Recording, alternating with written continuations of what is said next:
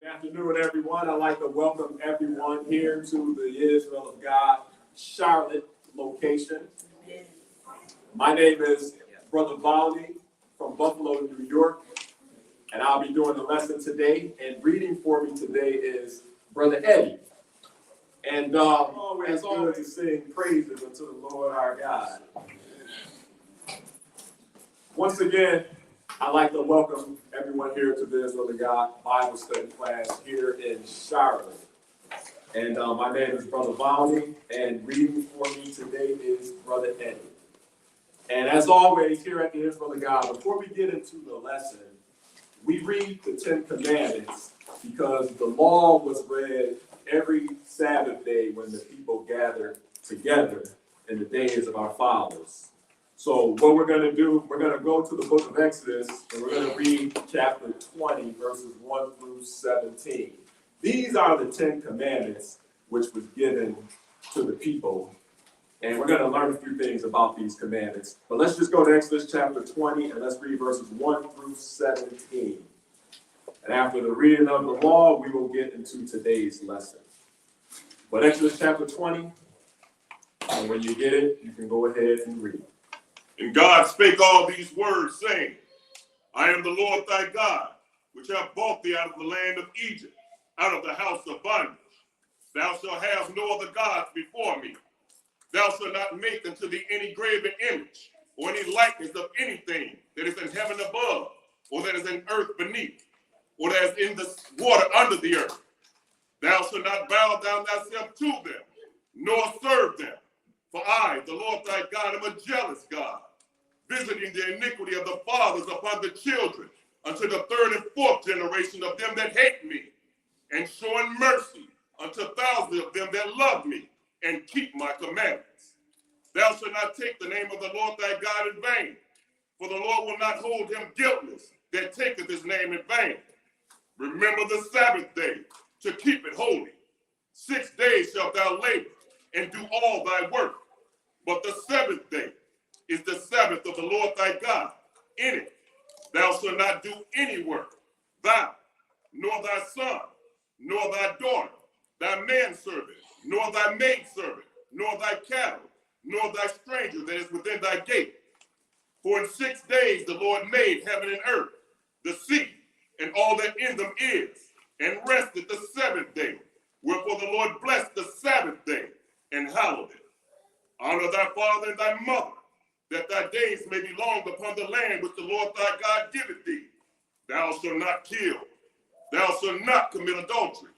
Thou shalt not steal. Thou shalt not bear false witness against thy neighbor. Thou shalt not covet thy neighbor's house. Thou shalt not covet thy neighbor's wife, nor his manservant, nor his maidservant, nor his ox, nor his ass, nor anything that is thy neighbor. And those are the 10 Commandments which God instructed and gave to the people, the words we are to live by. And we're going to see how important these commandments are. We're going to see this by the mouth of Solomon. We're going to go to Ecclesiastes chapter 12, and we're going to read verses 13 and 14. And we're going to see what Solomon had to say concerning these commandments. But Ecclesiastes chapter 12, verses 13 and 14, when you get it, you can go ahead and read. Let us hear the conclusion of the whole matter. Fear God and keep his commandments, for this is the whole duty of man. For God shall bring every work into judgment with every secret thing, whether it be good or whether it be evil. So we see that the summarization of it all is to fear God and do what? Keep his commandments. is our whole duty, and we will be judged accordingly by those commandments as well. But let's go to the last book of the Bible. Let's go to the book of Revelation, and we're going to see that in keeping these commandments, there are blessings. Let's go to Revelation chapter 22, and we are going to read verses 14 and 15, and then we'll get into the lesson. Revelation chapter 22, verses 14 and 15. You can go ahead and read. Blessed are they that do his commandments, that they may have right to the tree of life, and may enter in through the gates into the city. For without are dogs, and sorcerers, and whoremongers, and murderers, and idolaters, and whosoever loveth, and maketh a lie. So I know that we all want to be blessed, therefore we should keep the commandments. And also we want eternal life, therefore we should keep the commandments. We want to enter into that gate, the gates of the city, because outside of that is the lake of fire, which we do not want to be in. And those are the commandments of the Lord our God, which he gave to us to keep. And this shows that they are very important. And the law was read when the people gathered on the Sabbath day, and we are doing that as well. And that is the commandments. But now we are going to get into today's lesson. Today, we are dealing with the subject matter. The particular title is Battlefield. Who is on the Lord's side? Once again, the title of today's lesson is Battlefield. Who is on the Lord's side? Because I know many of you, many of us, during our lives, we all are faced with many obstacles, many trials, many tribulations that arise and come upon us. But we have to understand, we have to realize that as being servants of God, we need to trust in him and understand that he is the one who will fight our battles. And a majority of the time, you don't have to do anything, but all you got to do is just keep his word, and he will take care of your every need. And we're going to see that throughout this lesson. We're going to see on the physical and on the spiritual side that it's a battlefield out here. We are dealing with a spiritual battle, wickedness in high places, even other things we may be dealing with, other battles we are faced with. But what we have to understand, and hopefully we will show through this lesson, that as long as you trust in God and you are on his team, you will get through whatever battle you are faced with. And that's the title we are dealing with, Battlefield. Who is on the Lord's side? Because we're also going to find out if you're not on his side, you're going to find out what's going to happen to you. But I encourage everyone to jot these scriptures down. If you choose to, we'll be moving through these scriptures. We have a lot to cover. That way you can go over them on your own later if you don't get to it all today. But we're going to begin this in the book of 1 Samuel. 1 Samuel chapter 17. And we're going to look at a story that many of us may all be familiar with. This is the story of David and Goliath. But there's a few things here that we have to pull out, that we have to show, that we're going to hone in on so that we'll get some understanding. But grab your Bibles, pad and pen and paper, jot these scriptures down, and hopefully we will all be blessed by today's lesson. But let us begin. 1 Samuel, we are going to go to chapter 17, and let us begin at verse 1. 1 Samuel chapter 17 and verse 1. And when you get it, my brother, you can go ahead and read. Now the Philistines gathered together their armies to battle, and were gathered together at Shokoth, which belongeth to Judah, and pitched between Shokoth and Azekah and Ephes-Dammim. So we see that the Philistines is gathering their armies. They're getting their guys together for this battle. But go ahead and read. And Saul and the men of Israel were gathered together and pitched by the valley of Elah, and set the battle in array against the Philistines. So you got the men of Israel, and then you have the Philistines, and they are going to battle. But it's a valley that is between the two, that's separating the Philistines and Israel. But go ahead and continue to read at verse 3. What does it say? And the Philistines stood on the mountain on the one side, Uh-huh. and Israel stood on the mountain on the other side. Oh, so you got two groups of people. You got the Philistines and you got Israel. The Philistines, they are on one side, but then you got Israel, they are on the other side. Go ahead and read. And there was a valley between them. Uh-huh. And there went out a champion out of the camp of the Philistines named Goliath Go ahead. of Gath, whose height was 6 cubits and a span. So the Philistines on their side, they got this giant Goliath. We've all heard of him. He is rolling with the Philistines, fighting for them.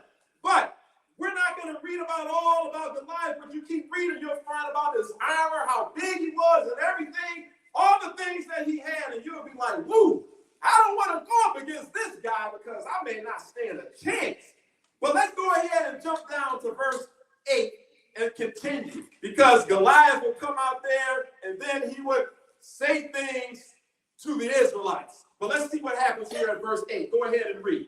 And he stood and cried unto the armies of Israel and said unto them, why are ye come out to set your battle in array? Am not I a Philistine, and ye servants to Saul? Choose you a man for you, and let him come down to me. So he's big and boastful now. He's like, look, why are y'all even out here? What y'all come here for? Choose anybody y'all got and let him come up and try me. Go ahead and read.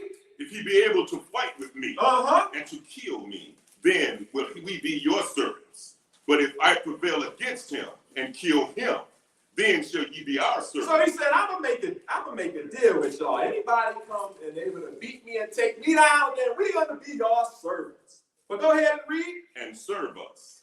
And the Philistines said, I defy the armies of Israel this day.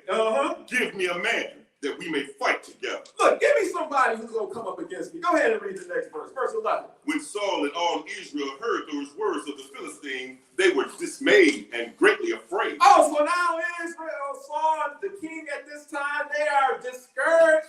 They are afraid because they hear this giant. This is somebody that's 9 feet tall, people. And all this armor, all this weaponry that he has, and he's out there taunting Israel. And now the Israelites, they're like, oh, they become a little discouraged and they're getting kind of afraid. You probably will be too. You're seeing what you coming up. You're facing the giants. This was going on. So they're feeling some type of way. But go ahead and let's jump down to verse 16. We're not going to read all of the story, but we're going to jump down to verse 16 and let's continue on and see what happens here at verse 16. Go ahead and read. And the Philistine drew near morning and evening and presented himself 40 days. So you got Goliath out there coming up. You remember, it's the valley in the midst of the two armies. Goliath, every day for 40 days straight, he keeps coming out there, mocking Israel, talking about them, and demanding them, I want somebody y'all bring up to take me down if you can. He's doing this for 40 days, and Israel, they are a little afraid at this point in time.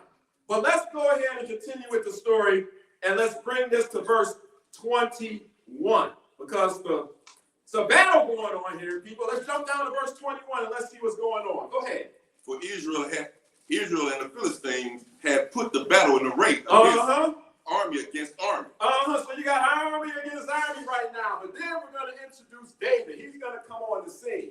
Now, David he had some older brothers, and David was not in the battle. He was not fighting along with them. He was just like a shepherd. He would bring them supplies and provision and things like that. But he wasn't doing any of the fighting. But check this out. Go ahead and continue to read. And David left his carriage in the hand of the keeper of the carriage and ran into the army and came and saluted his brother. And as he talked with them, behold, there came up the champion, the Philistine of Gath, Goliath by name, out of the armies of the Philistines, and spake according to the same words. And David heard them. So the same words that Goliath was saying every day when he came out to these armies, taunting them, telling them, look, all y'all Israel, y'all think y'all bad? Bring somebody out here who can take me down. He was taunting them, and now David, he happens to hear what was being said. Go ahead and read some more. Verse 24.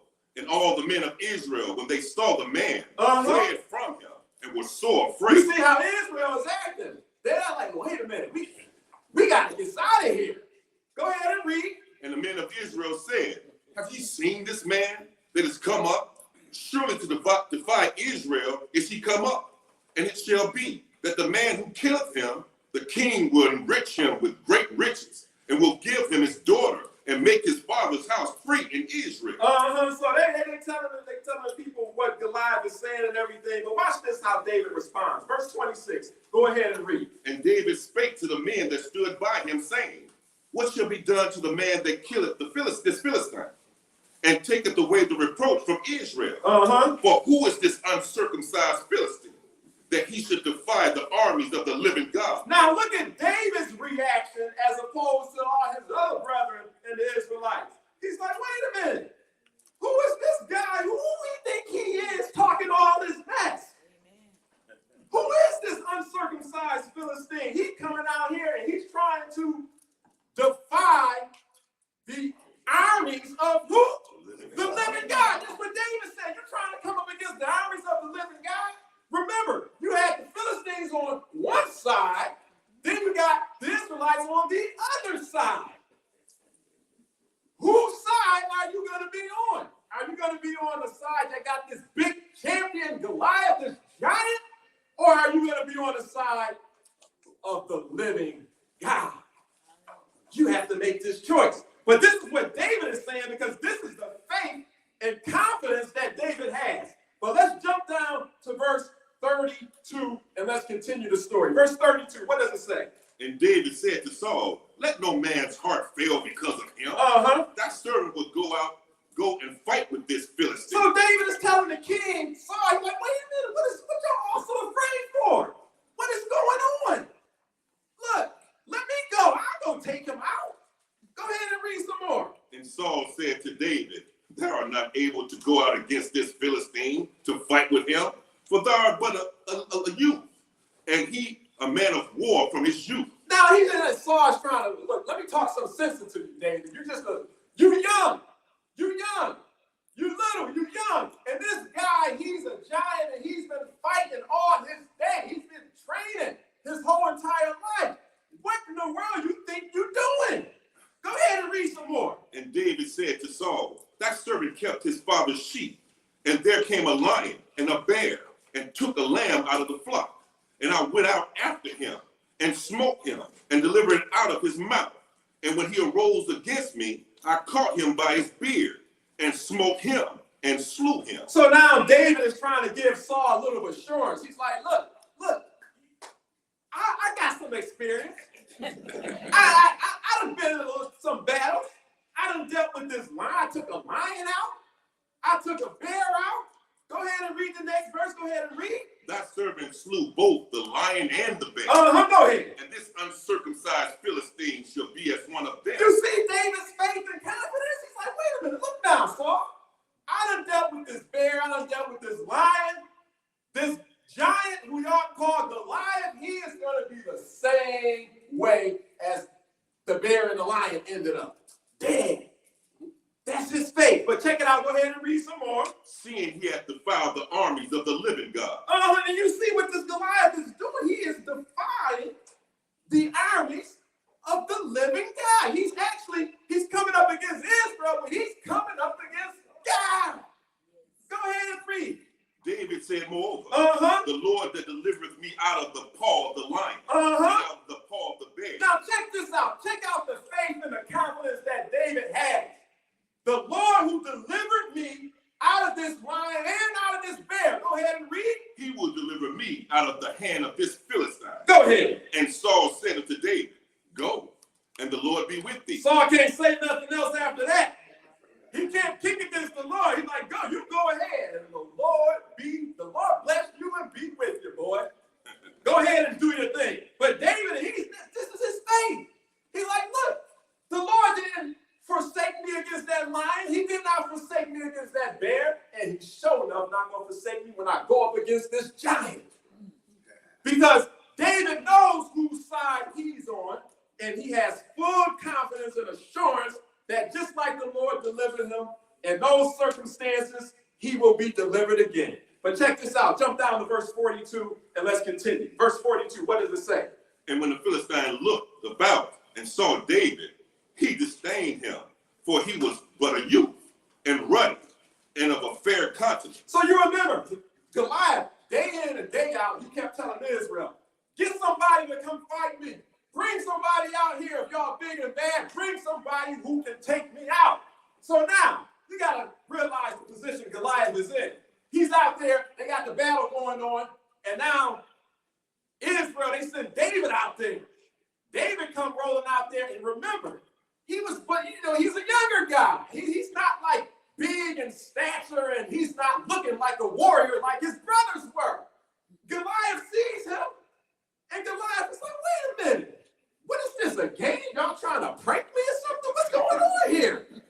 Go ahead and read some more. What does it say? And the Philistine said unto David, am I a dog that thou comest to me with staves? And the Philistine cursed David by his God. Woo! Goliath like, wait a minute, you think I'm a little dog? What's going on here? But he done did the wrong thing when he done cursed David by his false gods. But check it out, read some more. What does it say?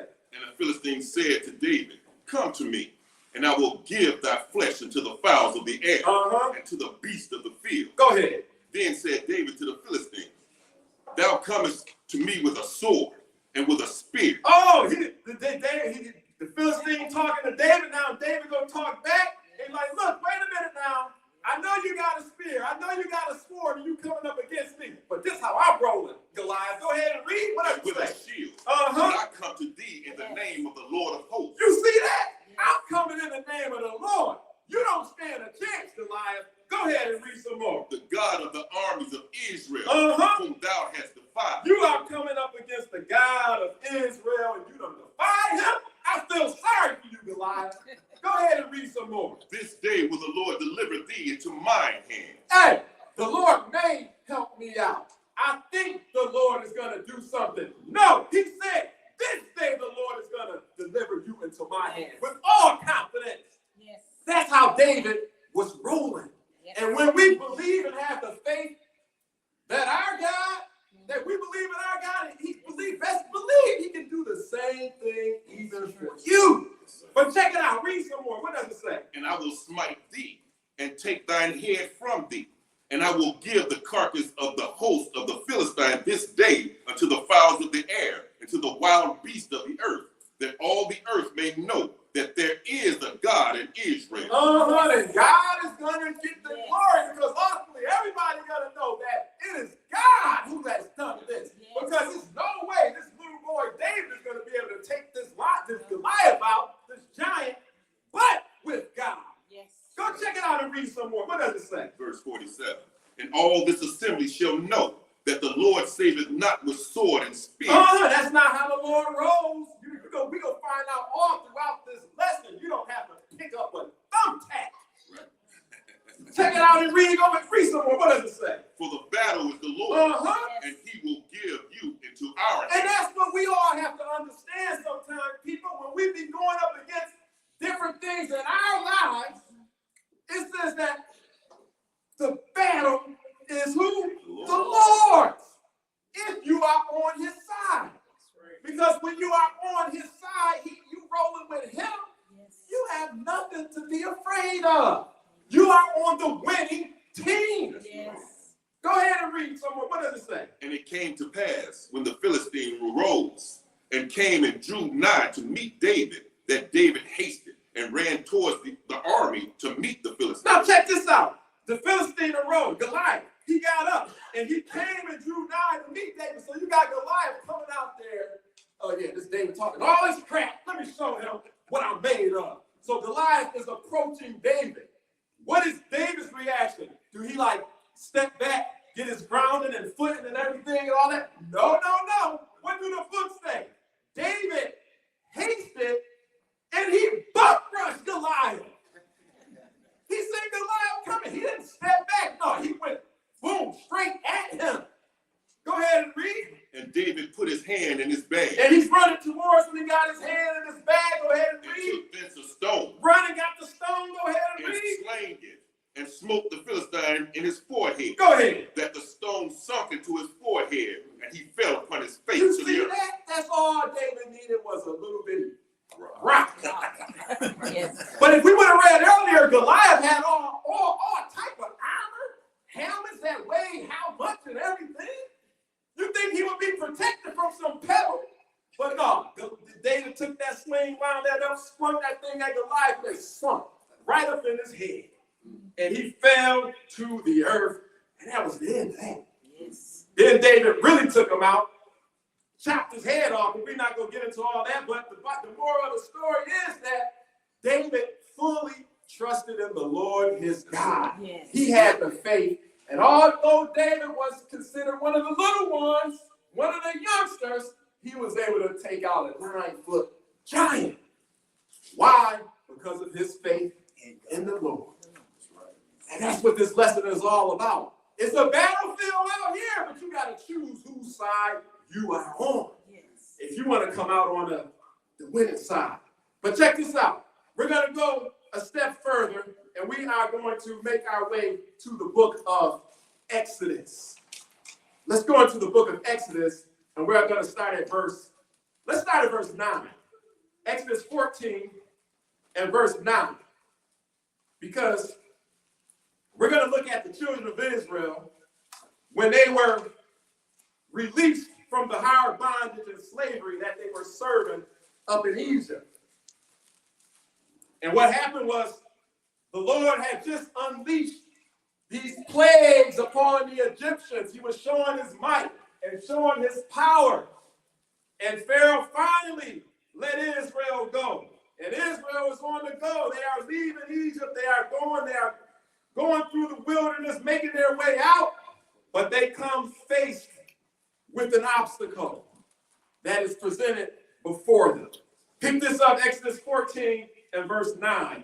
And when you get it, go ahead and read. What does it say? But the Egyptians pursued after them all the horses and chariots of Pharaoh and his horsemen and his army, and overtook them encamping by the sea, besides Pi-hahiroth. So you got the Egyptians. Pharaoh's heart got hard, and he's like, look, they out there, they really ain't getting nowhere. We could go get them. They being stopped by the sea. They can't go anywhere. Why do we let them go? Let's go after them and let's get them. So Pharaoh and his army, they are out there trying to get Israel. But go ahead and read. What does it say? Before Baal-zephon. And when Pharaoh drew nigh, the children of Israel lifted up their eyes, and behold, the Egyptians marched after them, and they were so afraid. And the children of Israel cried out unto the Lord. You see what's going on here? They just got released from bondage and slavery by the Egyptians, and now they are going their way. They think they got it good. They're leaving, but now all of a sudden you see the armies of Pharaoh coming up after you, and now Israel is feeling a little afraid. Wait a minute. They coming after us again. And keep in mind, it's the sea before them. But go ahead and read. And they said unto Moses, because there were no graves in Egypt, hast thou taken us away to die in the wilderness? Wherefore hast thou dealt thus with us, to carry us forth out of Egypt? You see how Israel acted? They just forgot about how all the plagues that was unleashed upon the land of Egypt and how God delivered them. And now they turn it again. They like, wait a minute now. Moses, you led us this way, this far, just to have us die up in this wilderness? Go ahead and read. Is not this the word that we did tell thee in Egypt, saying, let us alone, that we may serve the Egyptians? For it had been better for us to serve the Egyptians than that we should die in the wilderness. Look, Moses, we done told you we was better off in Egypt. We loved it there. We had this to eat, we had that to eat. Now you got us in this wilderness suffering, about to get killed. Always, we're going to see this throughout this book, this lesson, how Israel always complaining. Go ahead and read some more. And Moses said unto the people, fear ye not, stand still, and see the salvation of the Lord, which he will show you today. For the Egyptians, whom ye have seen today, ye shall see them again no more forever. So Moses, his faith had to kick in. He had to tell them and calm the people down. Look, wait a minute. Look, y'all chill out. Chill out a minute now. Stand still and see the salvation of the Lord. Because these Egyptians we all see, y'all not go after me, bother with them anymore after this. Watch what he says, verse 14. What does it say? The Lord shall fight for you, and ye shall hold your peace. You see that? Y'all are not going to have to do anything. The Lord is going to fight for you, and you just got to stand still. Just be still a moment and let the Lord take care of the situation. Go ahead and read. No, jump down. Let's jump down to verse 19 and let's see what happens. Go ahead and read verse 19. And the angel of God, which went before the camp of Israel, removed and went behind them. And the pillar of the cloud went from before their face and stood behind them. So now the angel of the Lord comes and he's going behind Israel. And the pillar of the cloud stood behind them. This is the angel of the Lord. He's basically making a separation between Israel and the Egyptians, putting that space there so the Egyptians cannot touch Israel. Go ahead and read some more. What does it say? And it came to pass, and it came between the camp of the Egyptians and the camp of Israel. And it was a cloud and darkness to them, but it gave light by night to these, so that the one came not near the other all the night. So there was a separation, but you had Egypt and their army, then you had Israel, who the Lord was fighting for them. Check it out, read some more, go ahead. And Moses stretched out his hand over the sea, and the Lord caused the sea to go back by a strong east wind all that night, and made the sea dry land, and the waters were divided. You see, this was going on. The Lord, he allowed enough time for the waters to be gathered together, and the Egyptians just sitting there, but now the waters are just divided. Then Israel came upon this sea they thought they could not get past. Then all of a sudden you got the Lord splitting the sea right before their eyes. Read that next verse. And the children of Israel went into the midst of the sea upon dry ground, and the waters were a wall unto them on the right hand and on their left. Just when you think there is no way out, the Lord will make a way, people. Right. Jump down to verse 24. What does it say? And it came to pass that in the morning watch the Lord looked unto the host of the Egyptians through the pillar of fire and of the cloud, and troubled the host of the Egyptians. What'd he do? And took off their chariot wheels, that they drave them heavily, so that the Egyptians said, let us flee from the face of Israel. Can you see this? They chariots popping off their wheels, the horses falling, they getting stuck up in the water and everything. They can't deal with it. And check out what they said. They said, let us flee from the face of Israel. Why they gonna flee? Watch this. Go ahead and read. So the Lord fighteth for them against the Egyptians. And now they understood. They're like, wait a minute. We don't stand a chance if they got the Lord on their side. Yes. We gotta flee. We gotta do something. But that's how we all have to. We gotta realize when we have the Lord fighting our battles, everything is gonna be okay. The Lord fought for them against the Egyptians. Jump down to verse 30 and continue. What does it say? Thus the Lord saved Israel that day out of the hand of the Egyptians. Go ahead. And Israel saw the Egyptians dead upon the seashore. So you see, the Lord saved Israel that day out of the hand of the Egyptians. Yeah, Lord showed mercies and got them through that.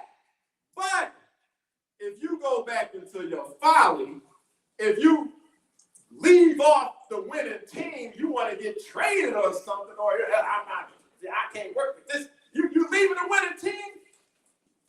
You know, he took care of you that one time, but when you leave, he may not take care of you again. He said that the Lord saved Israel that day. But check it out. Go ahead and read verse 31. What does it say? And Israel saw that great work which the Lord did upon the Egyptians. And the people feared the Lord. Go ahead. And believed the Lord and his servant Moses. Now, because of these wondrous acts that was done and that they seen and witnessed, now their faith was increased. And they began to believe more because of what they saw and how they were delivered. But you know what the funny thing is? Let's go to Exodus chapter 32. Because we say that the Lord saved Israel that day. Just don't think that just because you got by that one time don't mean you can get slack with stuff. No, it ain't like that. We're going to find something out. Let's go to Exodus chapter 32 and pick this up at verse 1. Exodus chapter 32 and verse 1. And when you get it, go ahead and read. Now, this is, they've been delivered out of They done seen the plagues. They done went through the sea. They done seen the wondrous works of the Lord. And now they are in the wilderness. And we're going to pick up the story here. This is when Moses is up in the mountain and he is receiving the commandments from the Lord. He's up there, and we know that he was up there like 40 days and 40 nights, getting the word of the Lord.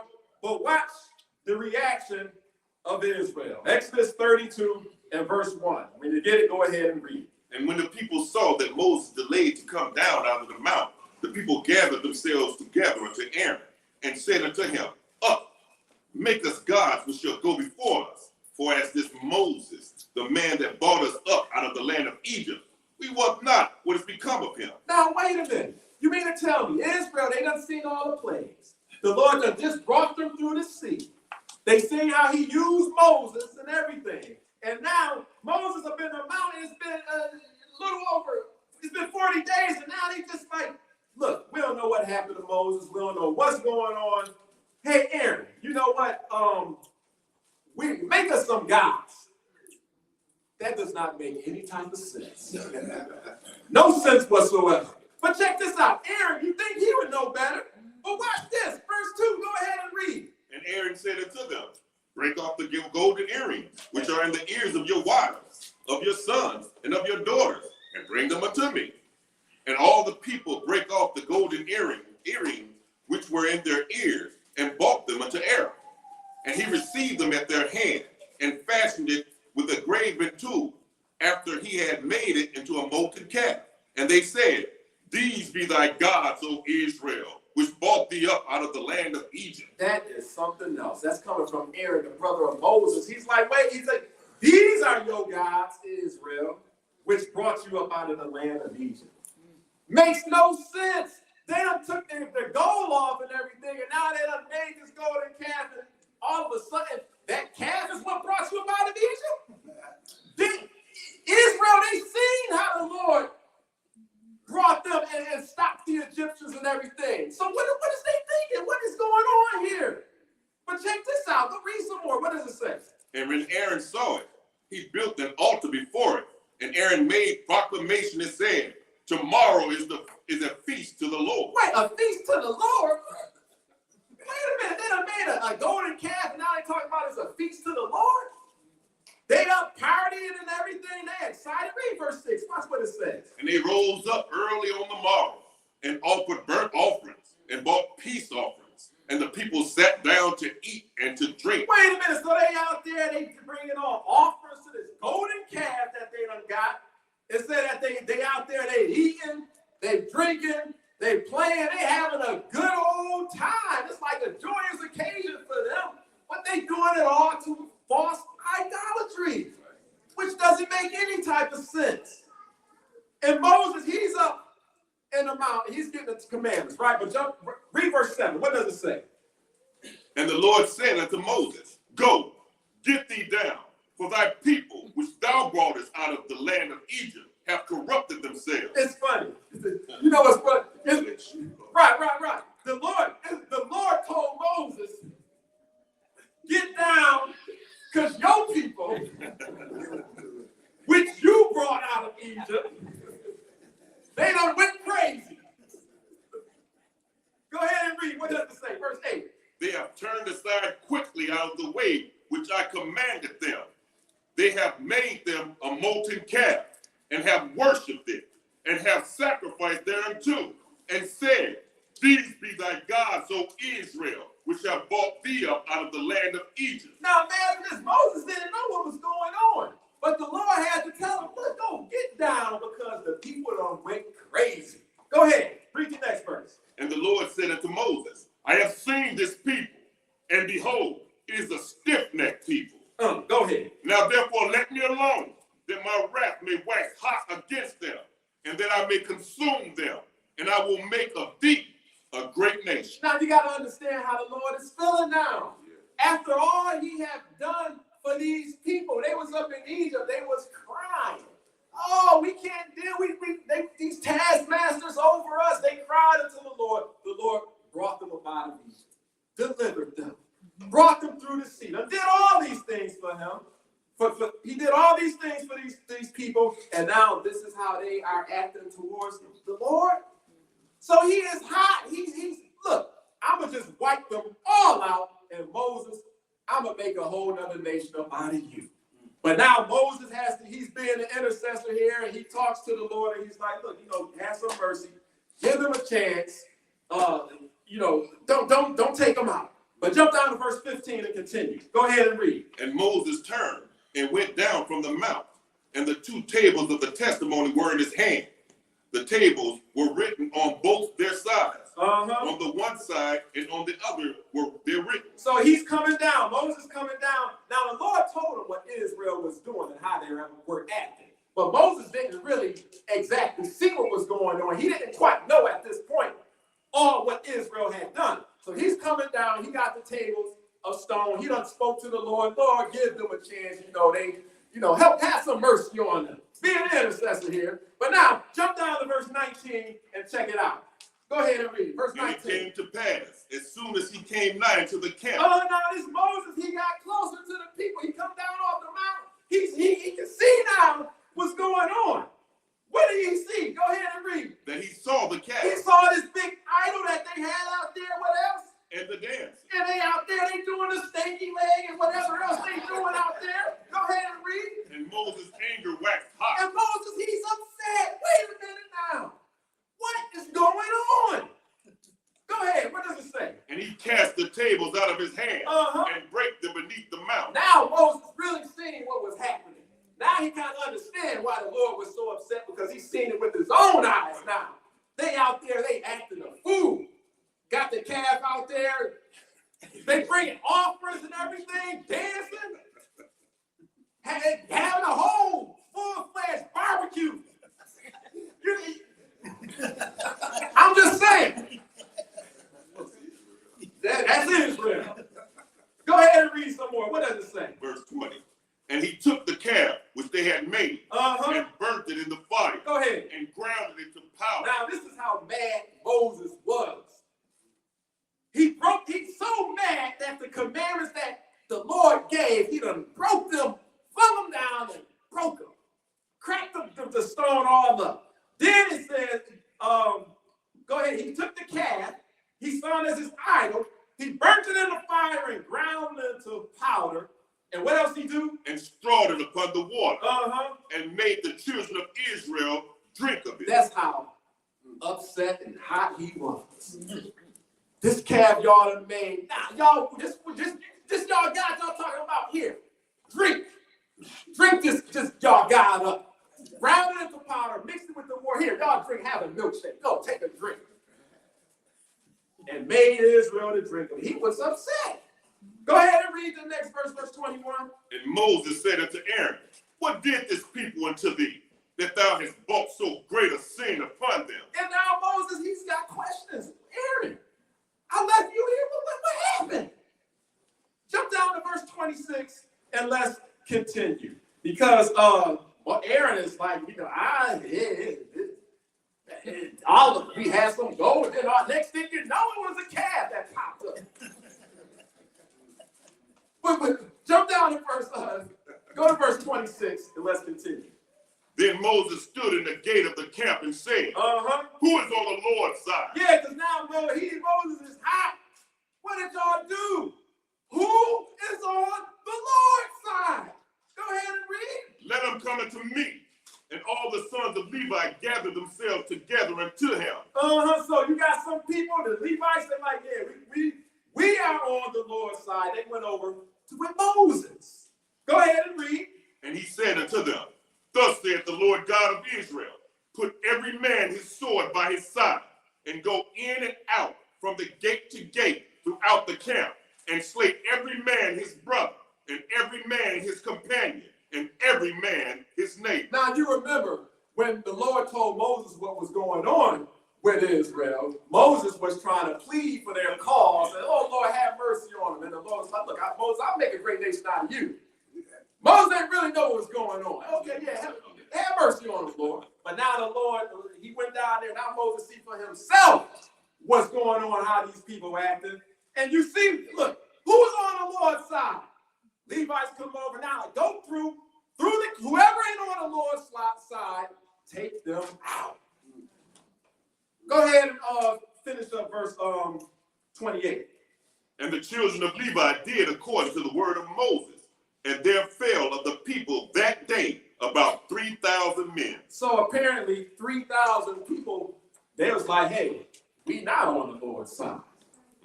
They totally rejected him. And what happens when you reject the Lord? This is what happens, as you've seen what happened with them. They were taken out. And that's something. These must have been some really rebellious people for them to just not. They were given an opportunity. Look, this is just make this choice. You don't have to die. Just come on the Lord's side. You should have died because of what y'all done, but now some mercy is being shown. Here's an opportunity to get yourself out of it. Come on the Lord's side, and you have some people that just still rebel. No, we ain't. And that's what happened. They got the death. But check this out, verse 35. What does it say? And the Lord plagued the people because they made the calf which Aaron made. And now they suffered because of this. Because of them being involved into idolatry. But that's what this was happening all throughout the course of the history of the Israelites. Something that's kind of hard to understand when you have the Lord right there with you. But check this out. Let's go to Numbers chapter 13. And we're going to pick this up at verse 1. Numbers chapter 13. And we're going to pick this up at verse 1. Because now, they are in the wilderness and they are making their way to the promised land, which was promised to them. But on their way, they have to, they're going to go check out the land, which was promised to them. And that's what we're looking at now in Numbers chapter 13. We are going to read verse 1 and 2. Go ahead. Numbers 13, verses 1 and 2. When you get it, go ahead and read it. And the Lord spake unto Moses, saying, Send out men, that they may search the land of Canaan, which I give unto the children of Israel. Of every tribe of their fathers shall ye send a man, every one a ruler among them. So out of all of the tribes, some representative from the tribe was going to spy out the land that was promised to Israel that they were going to be entering into. But we're going to jump down to verse 17 because it names all of the people who went. But we're not going to get into that. But jump down to verse 17 and let's continue. What does it say? And Moses sent them to spy out the land of Canaan, and said unto them, Get you up this way southward, and go up into the mountain, and see the land, what it is, and the people that dwelleth therein, whether they be strong or weak, few or many. So they're checking out the land because they got to, see who there, check out the people, what's in the land, what goods does it got, and so forth. But continue on and read. And what the land is that they dwell in, whether it be good or bad, and what cities there be and that they dwell in, whether in tents or in strongholds. And what the land is, whether it be fat or lean, whether there be wood therein or not. And be you of good courage, and bring of the fruit of the land. Now the time was the time of first ripe grapes. So they had this instruction on what they was to do. It's kind of like a warfare situation. You plotting out what's going on. You checking out your enemy and so forth, what they got, what supplies they have, so you can make your moves when you go up in there and see what's here. But jump down to verse 25 because they did this, and now they're coming back from searching the land. Verse 25, what does it say?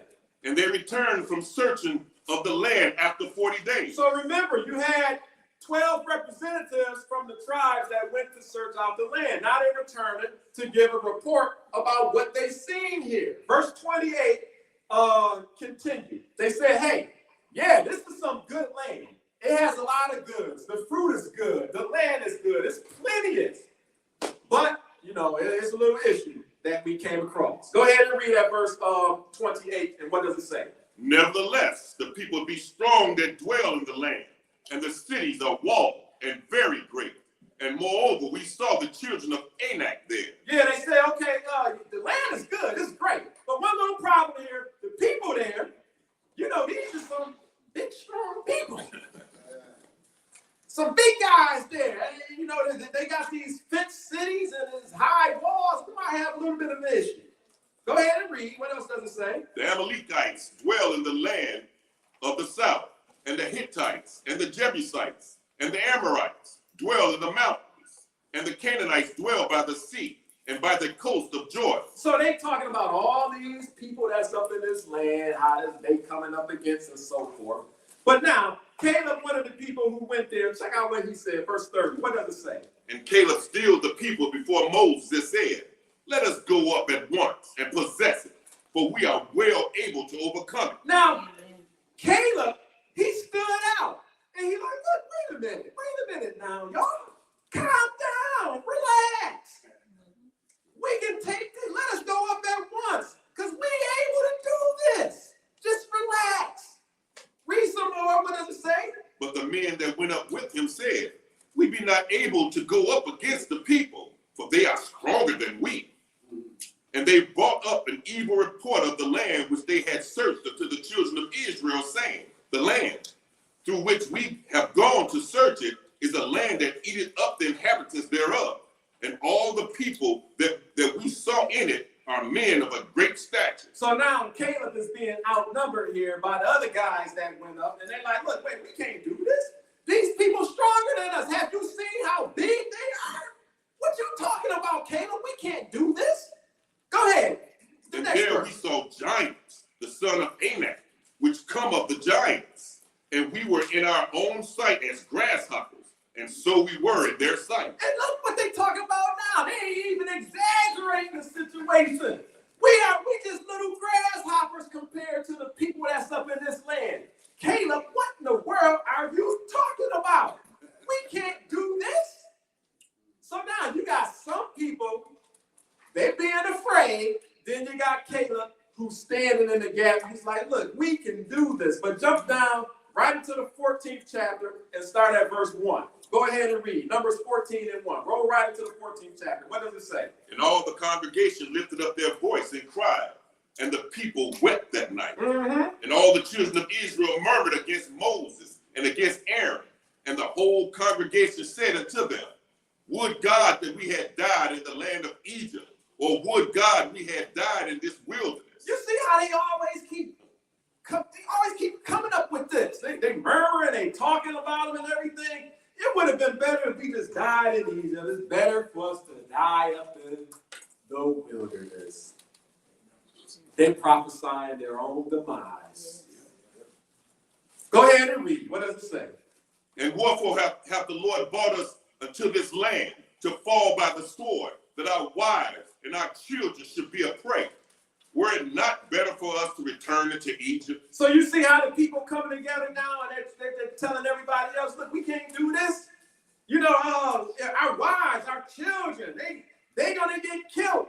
So you know they trying to make the people, they trying to bring all the people to their side. Look, y'all got kids, y'all got wives, y'all got a family. Look, this is not for us to do. Go ahead and read some more. What does it say? And they said one to another, let us make a captain and let us return into Egypt. And they look, forget about Moses. We go make us a captain. We go return to Egypt. We go do this. Go ahead.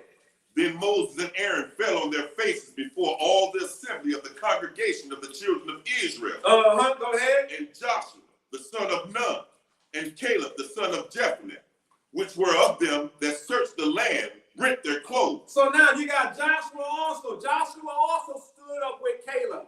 Joshua and Caleb, they was like, look, no, we can do this. But they were outnumbered by all the other children of Israel. And all the other children of Israel, they start getting everybody else on their side by convincing them, look, y'all got to look out for y'all wives and children. We can't do this. We're not strong enough. But Caleb and Joshua, they seen the land too. They were like, wait a minute. We got this. Go ahead and continue on reading. What does it say? And they spake unto all the company of the children of Israel, saying, the land which we passed through to search it is an exceeding good land. They like, look, y'all, this is a good land. Go ahead. If the Lord delight in us, then he will bring us into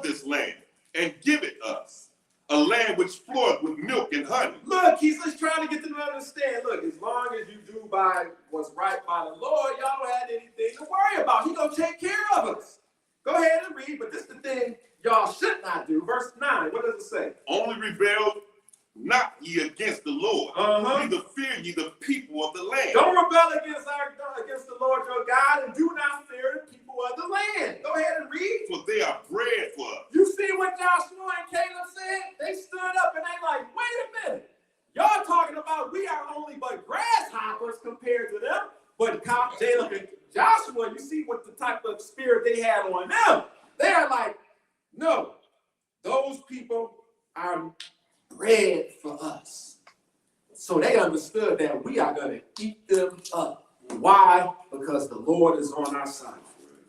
Check it out. Watch what they said. Go ahead and read. Their defense is departed from them, and the Lord is with us.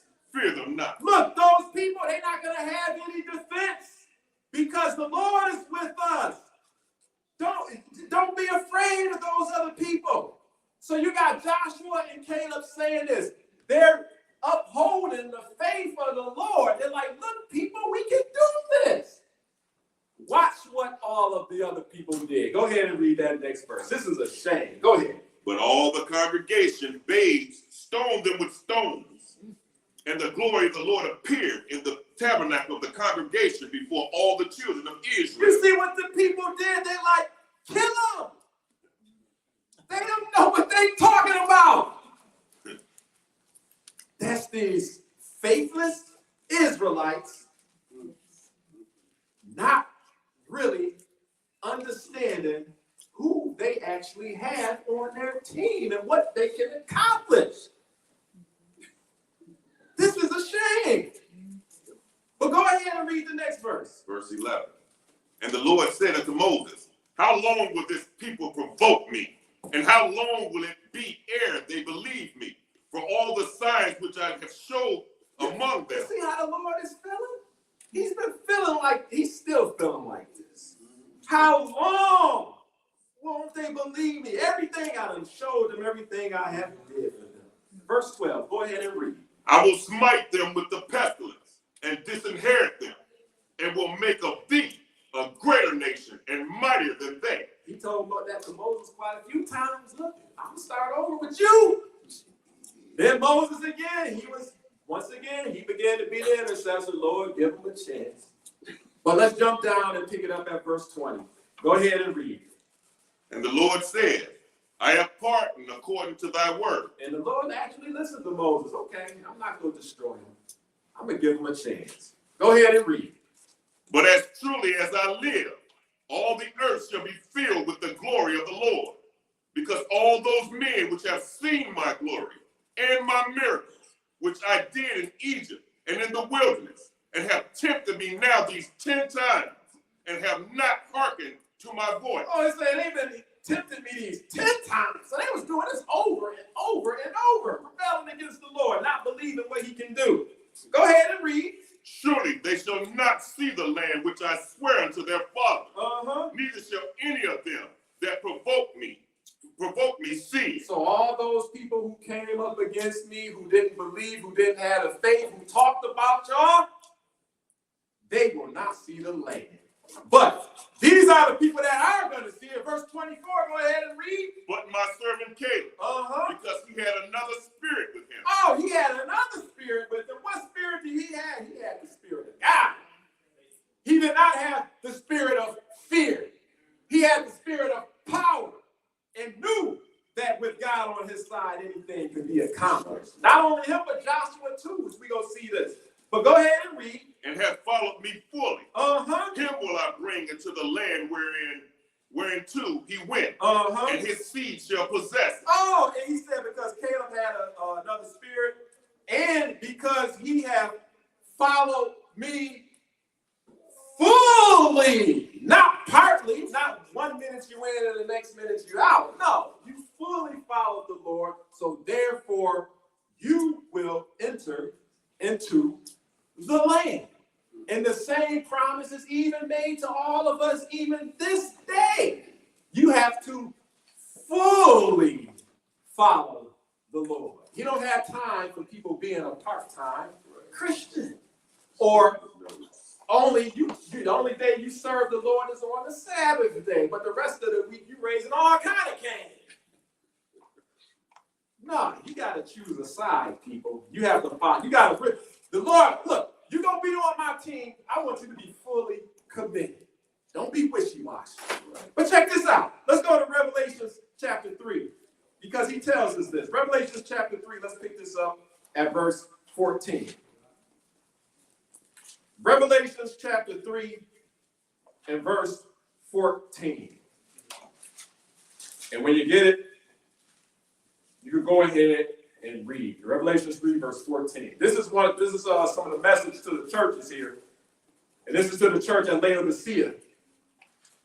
And unto the angel of the church of the Laodiceans write, these things saith the Amen, the faithful and the true witness, the beginning of the creation of God. Watch what he said, verse 15. I know thy works, that thou art neither cold nor hot.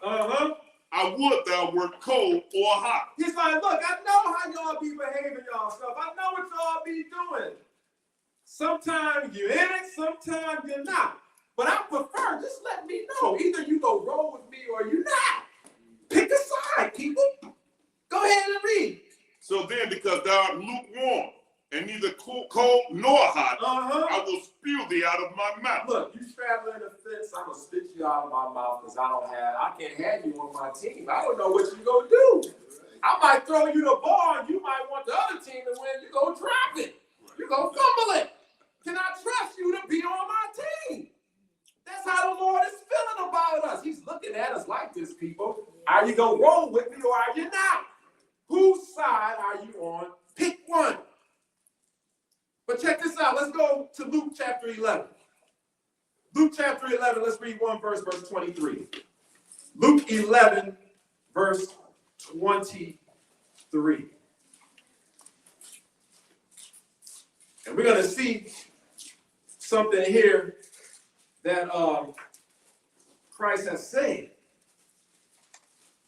Luke 11, verse 23. What does it say? He that is not with me is against me, and he that gathereth not with me scattereth. Oh, so even Jesus, he said, he that is not with me, you are against me. So if you're not on his team, you are against him. Pick a side.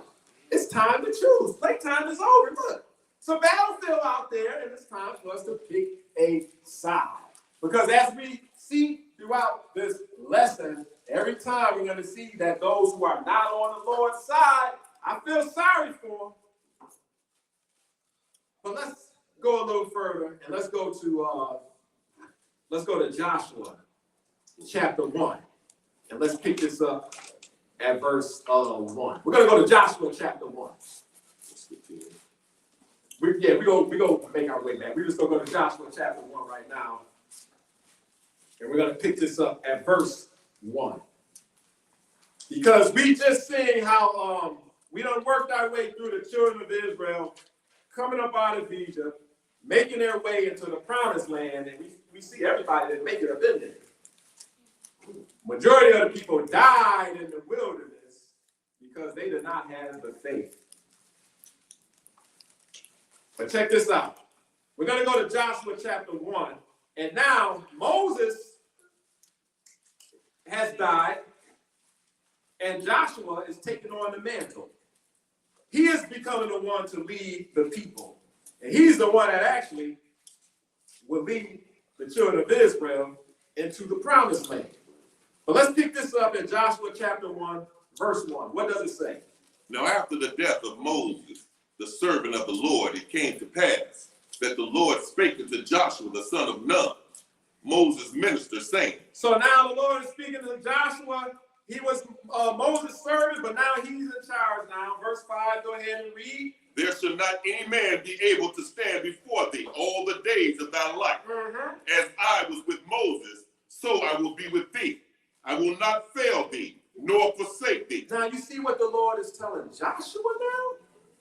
Joshua's taking over, and he said, look, no man is going to be able to stand before you all the days of your life. That's a big promise. But check this. It comes with some stipulation. Go ahead and read. Keep it going. Be strong and of a good courage. For unto this people shalt thou divide for an inheritance the land, which I swear unto their fathers to give them. And the children of Israel coming into the land, you're going to divide it upon them because I have promised it to them. But there's a stipulation. Verse 7, go ahead and read. Only be thou strong and very courageous. You got to be faithful, people. You got to be confident and have faith in the Lord. Go ahead. That thou mayest observe to do according to all the law, which Moses, my servant, commanded thee. You got to keep the law. And it says the law of Moses, but the law was God's law. Moses, he just used Moses to distribute it to the people. But it's the law of God. And we read this when we started out. But go ahead and read. What else? What did he say about this law? Turn not from it to the right hand or to the left, that thou mayest prosper whithersoever thou goest. Don't go to the right. Don't go to the left. Stay focused on it. You want to be prosperous? Keep the law like he said. Go ahead and read. Verse 8. This book of the law shall not depart out of thy mouth, but thou shalt meditate therein day and night, that thou mayest observe to do according to all that is written therein. For then thou shalt make thy way prosperous, and then thou shalt have good success. Everybody talking about how they want to be prosperous. They want to be successful. Yes, they will tell you, keep the law. That's the prosperity. You know, they talk about this prosperity gospel.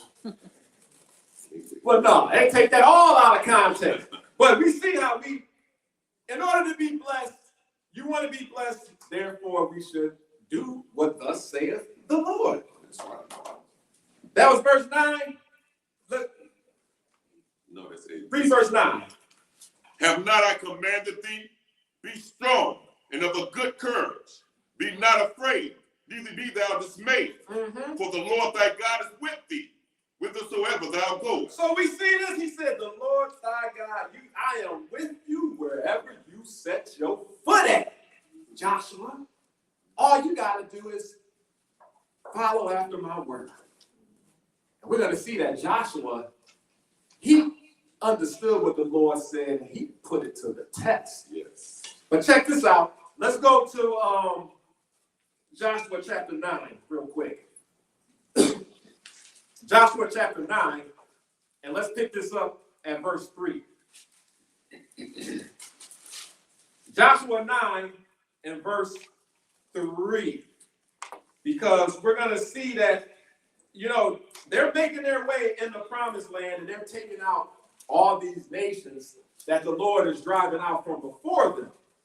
And Joshua's in charge here. But watch this. Joshua 9 and verse 3. What does it say? And when the inhabitants of Gibeon heard what Joshua had done to Jericho and to Ai, they did work willingly and went and made as if they had been ambassadors, and took old sacks upon their asses and wine bottles, old and rent and bound up. So Joshua's leading the people throughout the land, and they're taking over land after land, city after city, and so forth. And now they come to Gibeon, and the people of Gibeon, you know, they heard about how the Israelites took out Jericho, they took out Ai and everything. So now the Gibeonites, they like, hey, we done seen what the destruction that they done did with them. Hey, we don't want that to happen with us.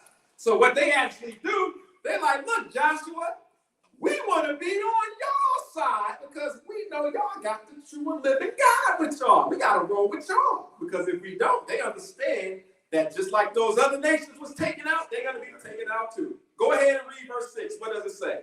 And they went to Joshua into the camp at Gilgal, and said unto him and to the men of Israel, we be come from a far country. Now therefore make ye a league with us. So you see how they want to join Joshua and his team. They seen them winning. Hey, y'all record is what? 10-0. We got to get with y'all. We don't want to be on the losing team. Jump down to verse 15. What does it say? And Joshua made peace with them, and made a league with them. Go ahead. And let them live. And the princes of the congregation swear. So Joshua made peace with them, and he made a league with them, and it say he let them live, because any nation that Israel was coming across, cross at this time was going to get trampled underfoot. But the Gibeonites, they're like, hey, wait a minute now. We got to get on their team. We got to get on their side. Otherwise, we're going to be just like those other nations. But check this out. Let's go right into Joshua chapter 10. Pick it up at verse 1. Joshua 10, verse 1. Let's see what happens here. Because you got these other kings and these other cities. They're going to see something here. Go, Joshua 10, verse 1. What does it say? Now it came to pass when Adonizedek, king of Jerusalem, had heard how Joshua had taken Ai and had utterly destroyed it, as he had done to Jericho and her king. So he had done to Ai and her king, and how the inhabitants of Gibeon had made peace with Israel and were among them. So now you got Adonizedek, king of Jerusalem. This is before Jerusalem was given to the Israelites. You had Adonizedek. He was the king there. And he heard about what Joshua and the Israelites have been doing. And he also heard how Gibeon has now joined up with the Israelites. Go ahead. They made peace with Israel. Go ahead and read that next verse. That they feared greatly, because Gibeon was a great city, as one of the royal cities, and because it was greater than Ai, and all the men thereof were mighty. So now you got this other king. He's getting a little afraid because, wait a minute, Gibeon, they was powerful. Gibeon, and now they done joined up with the Israelites? Maybe this king right here should do the same thing and join with them. But watch what he do. Verse 3. Go ahead and read. Wherefore Adonizedek, king of Jerusalem, sent unto Horam, king of Hebron, and unto Piram, king of Jermoth, and unto Japhia, king of Lachish, and unto Debir, king of Eglon, saying. So he done got together these 5 other kings, these other kings, and watch what he says, verse 4. Come up unto me, and help me, that we may smite Gibeon, for they have made peace with Joshua and with the children of Israel. Look, it's a battle going on. You got the Israelites and you got Gibeon. They together. I need y'all help so we can take them out. But one thing they fail to realize, who is on Joshua's team? Who really is on Joshua's team? But check it out. Go ahead and read some more. Verse 5. Therefore the 5 kings of the Amorites, the king of Jerusalem, the king of Hebron, the king of Jarmuth, and the king of Lachish, the king of Eglon, gathered themselves together and went up, they and all their hosts, and encamped before Gibeon, and made war against it. So now they making war against it, but go ahead and read. And the men of Gibeon sent unto Joshua to the camp of Gilgal, saying, Slack not thy hand from thy servants, come up to us quickly, and save us, and help us, for all the kings of the Amorites that dwell in the mountains are gathered together against us. So the people at Gibeon, they're like, Joshua, we need some help. You got these other cities, these other kings, they coming, they trying to take us out. Go ahead and read verse 7. So Joshua ascended from Gilgal, he and all the people of war with him, and all the mighty men of valor. So now Joshua coming, he got his people, he did his men of war, they ready. Go ahead. And the Lord said unto Joshua, Fear them not, for I have delivered them into thine hand. Go ahead. There shall not a man of them stand before them. You see what the Lord promised Joshua? But he done already told Joshua, you keep my word, nobody is going to be able to stand before you. So now the Lord told him, fear not, I have already delivered them into your hand. Ain't nobody going to be able to stand before you. Go ahead. Joshua therefore came unto them suddenly and went up from Gilgal all night. And the Lord discomfited them before Israel and slew them with a great slaughter at Gibeon and chased them along the way that goeth up to Beth Horon and smote them to Azekah and unto Makkedah. So they run it now. Go ahead. And it came to pass as they fled from before Israel and were in the going down to Beth Horon that the Lord cast down great stones from heaven upon them unto Azekah. And they died. Wait a minute now. So they running. These other kings and they people, they are running. Who cast down great stones from heaven? You mean Joshua and his armies didn't even really do anything? Nah, it was God. He caused some natural disasters to occur to take care of those other folks. Go ahead more which died with hailstones than they whom the children of Israel slew with the sword. So by the power of God, more of them were taken out than by Joshua's army with the sword. Why? Because they really don't have to do anything when you got the Lord on your team. That's what he will do for you. You have the Lord on your side. Just imagine. You don't have to lift a finger. He'll cause the wind to blow, the snow to come down, or the rain, whatever it takes to take care of his servant, the Lord will do it.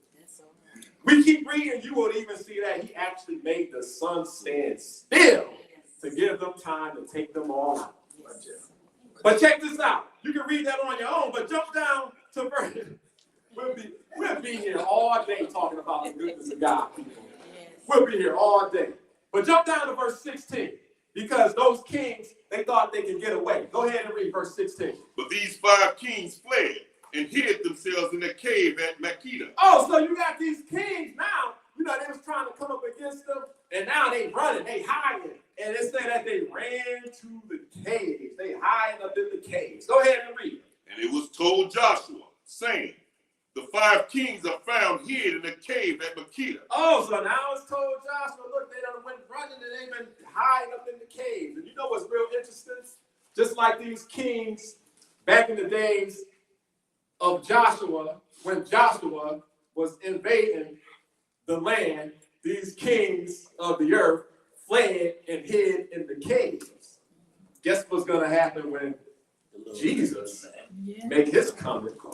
And all of the kings and the mighty men and the chief captains, watch what they're going to be doing. We haven't got there yet, but they're going to be doing the same thing, trying to hide from God. You don't stand a chance. But what verse was that? We had verse 18. Okay, go ahead and jump down to verse 22, and let's continue. Verse 22. Then said Joshua, open the mouth of the cave and bring out those 5 kings unto me out of the Look, cave. get them out there. We know where they at. They can't hide. Go ahead and read. And they did so, and brought forth those 5 kings unto him out of the cave. The king of Jerusalem, the king of Hebron, the king of Jarmuth, and the king of Lachish, and the king of Eglon. And it came to pass, when they brought out those kings unto Joshua, that Joshua called for all the men of Israel, and said unto the captains of the men of war, which went with him, come near, put your feet upon the necks of these kings. And they came near and put their feet upon the necks of them. Oh, this is something else. So they brought those kings out there, and then Joshua told the people, look, put your feet up upon the necks of these kings. But watch this. Verse 25. What does it say? And Joshua said unto them, fear not, nor be dismayed. Be strong and of good courage. That's what was told to Joshua too, to be strong and don't be afraid, be of a good courage. Now he's encouraging the people to be the same way. Don't be afraid, don't be discouraged.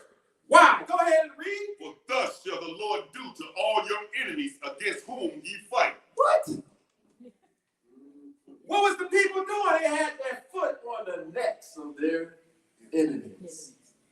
And what did Joshua tell the people was going to happen? So shall the Lord do to who? To all your enemies who you come up against to fight. Amen. And the Lord can still even do that even to this day.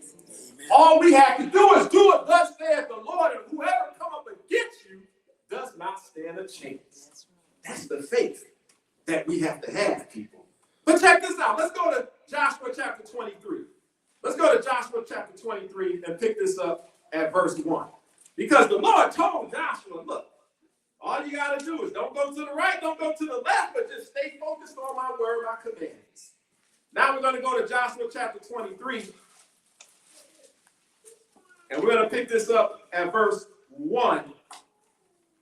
And this is during the time Joshua's now an old man now.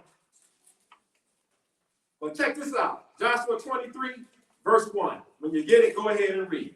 And it came to pass a long time after that the Lord had given rest unto Israel from all their enemies round about, that Joshua waxed old and stricken in age. So he's old now, but now the children of Israel, they're getting rest now because the Lord took out all their enemies. Go ahead and read.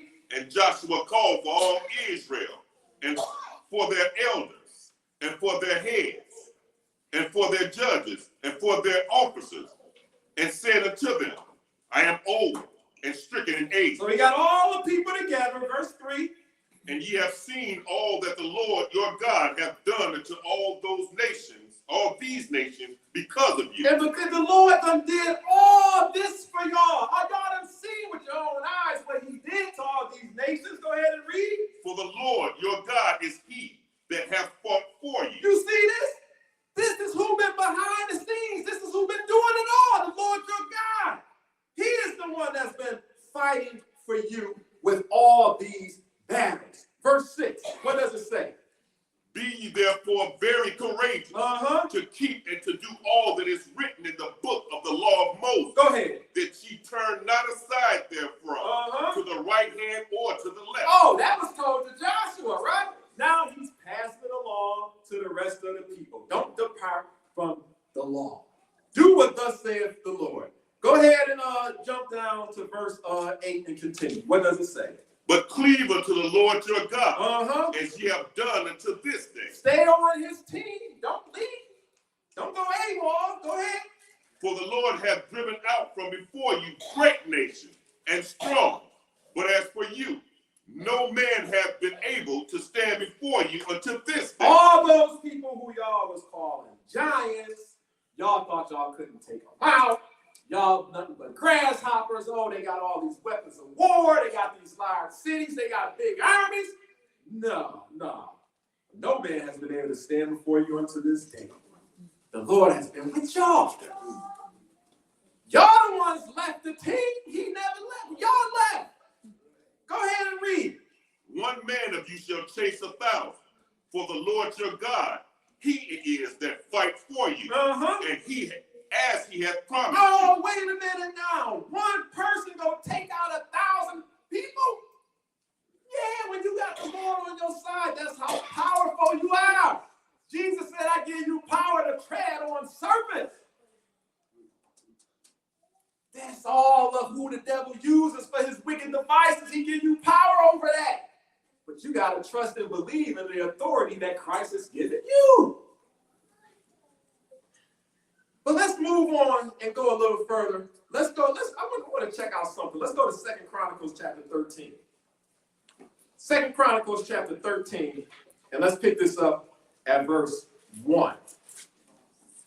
2 Chronicles chapter 13 and verse 1.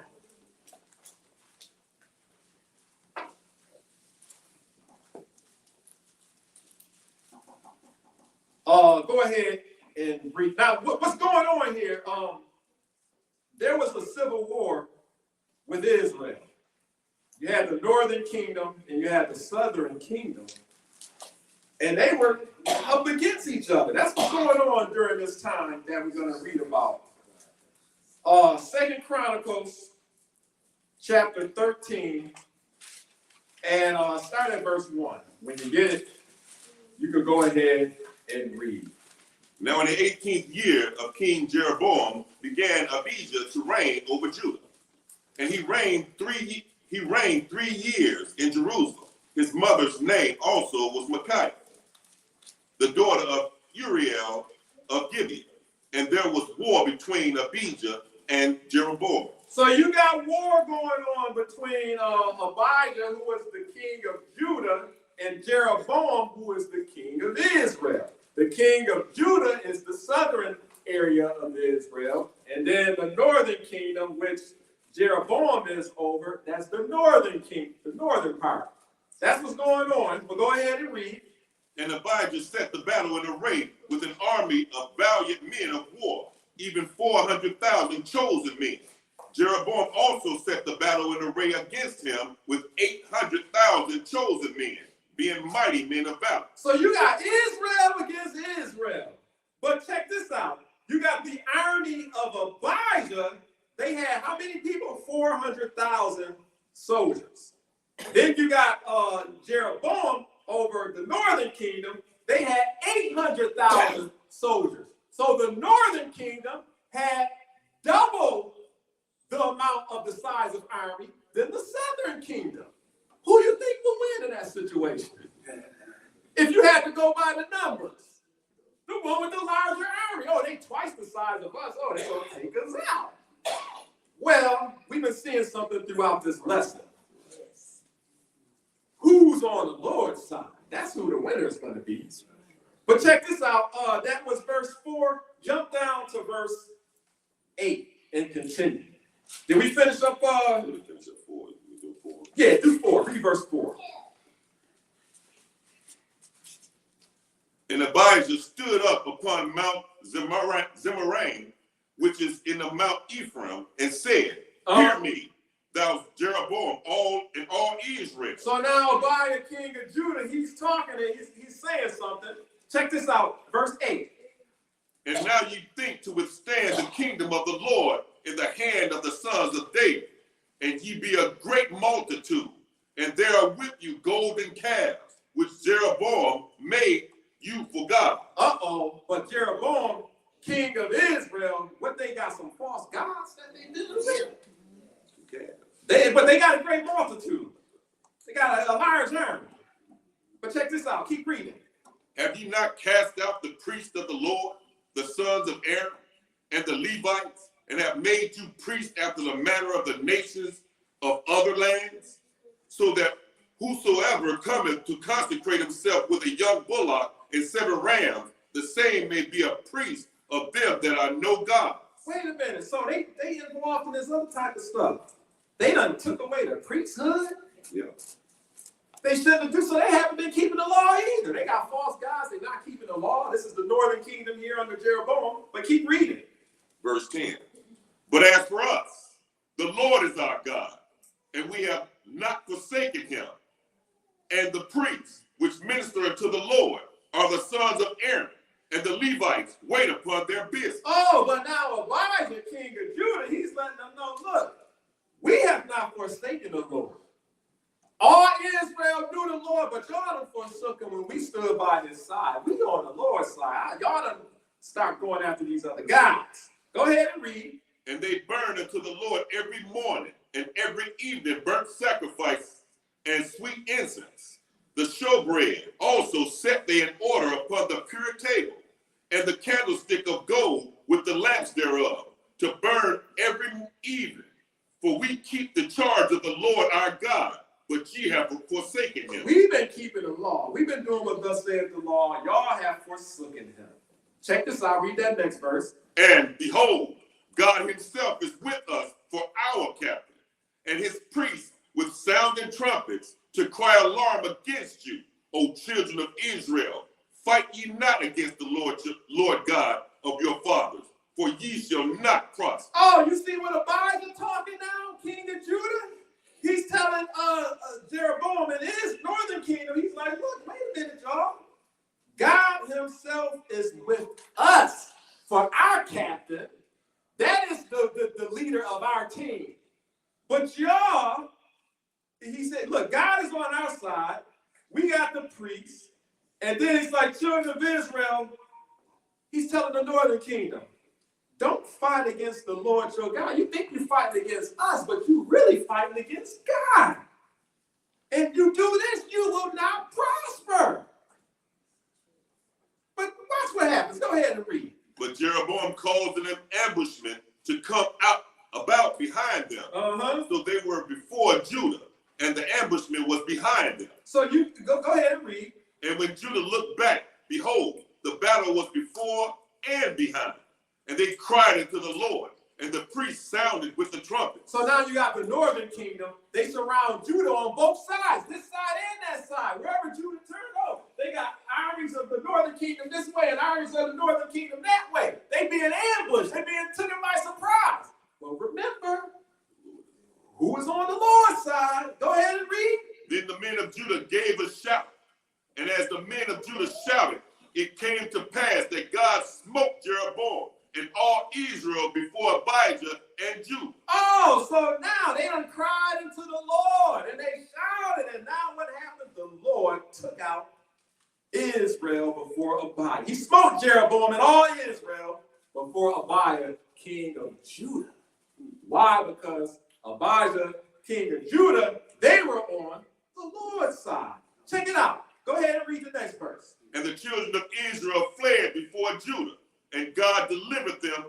their hand. Go ahead.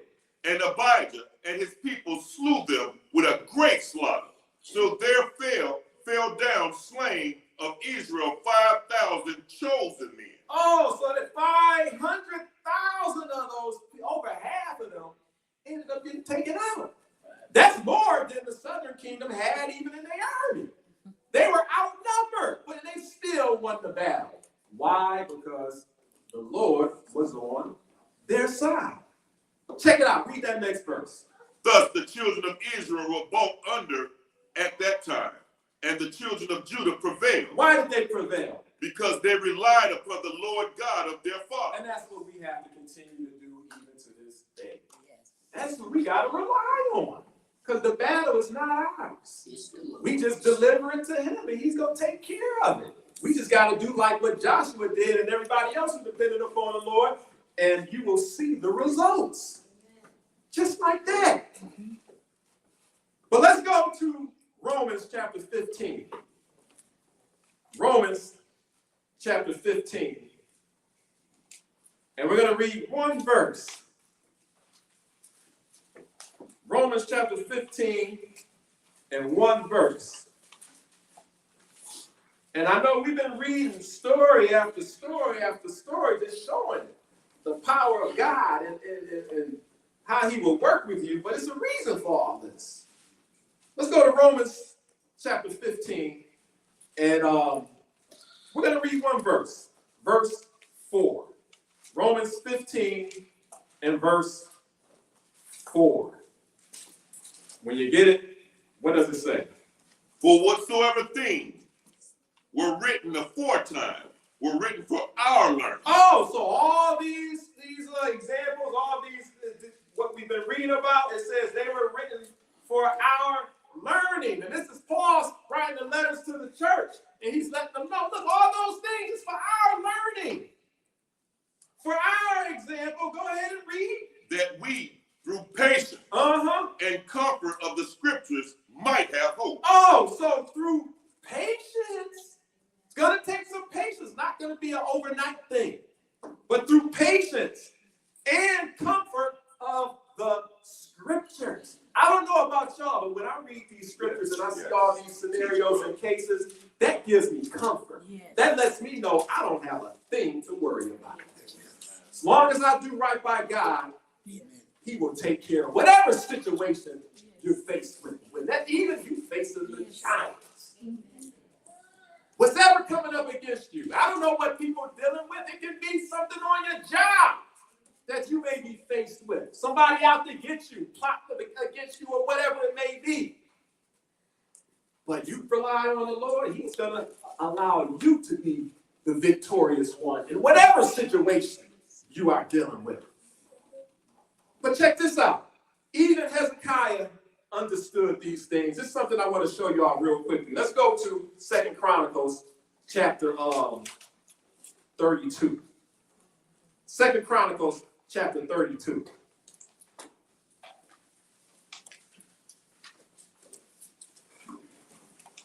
Second Chronicles chapter 32. Let's pick this up at verse 1.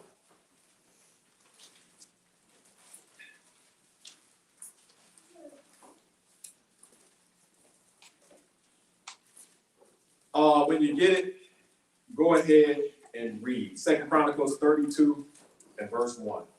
After these things, and the establishment thereof, Sennacherib, king of Assyria, came and entered into Judah, and encamped against the fenced cities, and thought to win them for himself. So now you got Sennacherib, the king of Assyria, coming up against Judah, and at this particular time, Hezekiah is the king of Judah at this time. Go ahead and read some more. What does it say? And when Hezekiah saw that Sennacherib was come, and that he was proposed to fight against Jerusalem, he took counsel with his princes and with his mighty men to stop the waters of the fountains which were without the city, and they did help him. So now Hezekiah is getting his people together. He's preparing them and everything, but Sennacherib, the Assyrians, they coming out to get them to come in on the attack. But jump down and go to verse 6 and let's continue. Watch what Hezekiah did. Verse 6.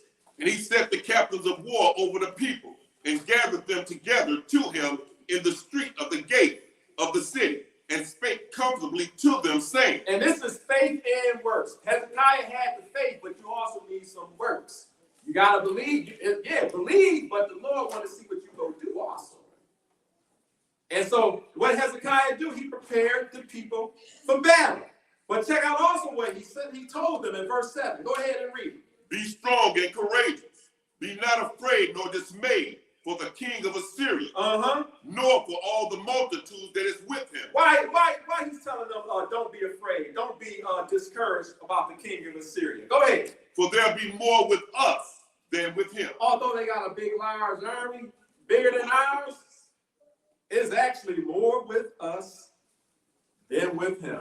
And why is that the case? I think y'all know why that's the case. Yes. But read that next verse. It's going to tell us. Go ahead and read. With him is an arm of flesh, but with us is the Lord our God. Go ahead. To help us and to fight our battle. You see that? With us is the Lord our God to do what? To help us and fight our battle. Yes. It's the battlefield, but whose side are you on?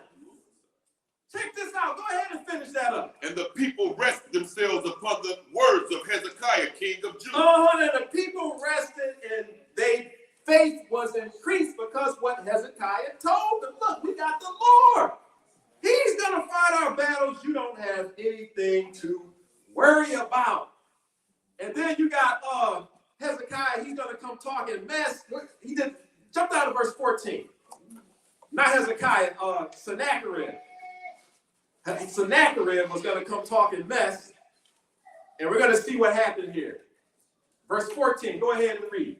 Who was there among all the gods of those nations that my fathers utterly destroyed, that could deliver his people out of mine hand, that your God should be able to deliver you out of mine hand? So you see, Sennacherib is talking all this stuff now. He's the king of Assyria. He's like, look, none of these other nations was able to come up against us. They had their gods, but they didn't stand a chance. What makes you think y'all will be able to stand a chance? Go ahead and read verse 15. Now, therefore, let not Hezekiah deceive you, nor persuade you on this matter, neither yet believe him. For no God of any nation or kingdom was able to deliver his people out of mine hand and out of the hand of my fathers. How much less shall your God deliver you out of mine hand? You see what he's saying? He's like, wait a minute, ain't no God was able to take me out. What do you think that your God is going to be able to do anything to me? He's talking to me. He's making some bold statements here. But y'all know what's going to be the outcome. But verse 17, read that. He wrote also letters to rail on the Lord God of Israel and to speak against him, saying, as the gods of the nations of other lands have not delivered their people out of mine hand, so shall not the God of Hezekiah deliver his people out of mine hand. So now he writing letters, he telling everybody, look, Hezekiah's God is not going to be able to do anything to us. They don't stand a chance. But jump down to verse 20 and continue. And for this cause Hezekiah the king and the prophet Isaiah the son of Amos prayed and cried to heaven. So you see what they're doing? They got the faith, and now they're crying out to their Lord, their God, and they are praying, Lord, help us. Go ahead and read. And the Lord sent an angel, which cut off all the mighty men of valor, and the leaders and captains in the camp of the king of Assyria. Go ahead. So he returned with shame of face to his own land. And when he was coming to the house of his God, they that came forth of his own bowels slew him there with the sword. So you mean to tell me Hezekiah and his people, all they did was pray? And the Lord sent an angel and took out all of the armies of the Assyrians. And then their king thought he was going to escape and ran to the house of his God who he was talking about, saying, my God, y'all can't deal with us. He ran back home, and then his own children killed him because they was messing around with the Lord. Didn't know what they was up against. But you see how the Lord will work? Yes. How he works for his service where you don't even have to lift a finger. We're not going to read it all, but even when Jehoshaphat was king and they went up against people, then he got the priests, and all they had to do was just start blowing the trumpets. All they did was sing. They start singing, and the armies that they came up against started fighting against each other. So they didn't even have to fight the battle.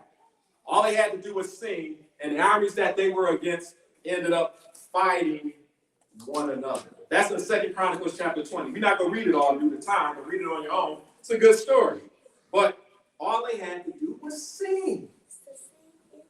But check this out. Let's go to Romans chapter 8. And we winding it down here. But let's go to Romans chapter 8. We're going to start at verse 31. This is the Apostle Paul. Let's see something that he said here in a letter to the Romans. Romans chapter 8, verse 31. When you get it, go ahead and let's see what it says. Romans 8, verse 31. What shall we say? What shall we then say to these things? If God be for us, who can be against us? That's the question. All these things we done read about. We done seen example after example after example. If God be for us, the question is, who can be against you? Who gonna be against you? I'm gonna tell you. Your own self might get in the way. That's the only thing.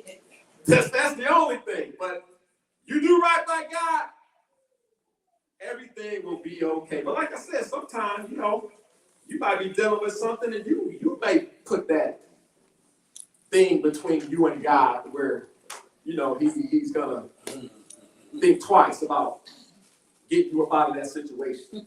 But it's a battle we always go through. Like, we done read about all these physical battles, the battles of the armies and everything, but all of us is dealing with various spiritual battles that is plaguing us up in our minds daily that we're dealing with.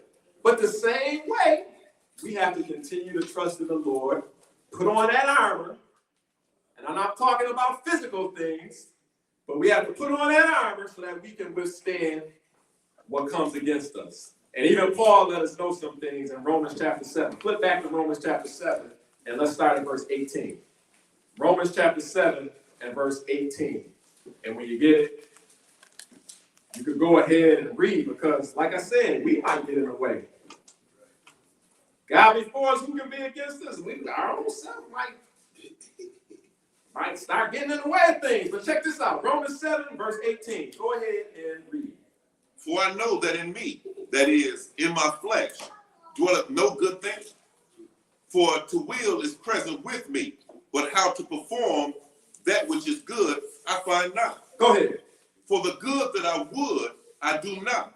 But the evil which I would not, that I do. So you see, Paul's having a little bit of a struggle here. Look, I want to do good, but sometimes this flesh get a hold of me, and I want to end up thinking about doing something I shouldn't be doing. We've all been faced with that. It's a battle. We all be going through these battles that we are dealing with. But we got to choose a side. You either go choose the flesh or you go choose the spirit, people. And when I say choose the spirit, I'm talking about the spirit of God. Or you go choose the flesh, which is the choosing sin, the desires of the flesh, the evil way. But check this out. Go ahead and read some more. Now, if I do that, I would not. It is no more I that do it, but sin that dwelleth in me. I find then a law that when I would do good, evil is present with me. For I delight in the law of God after the inward man.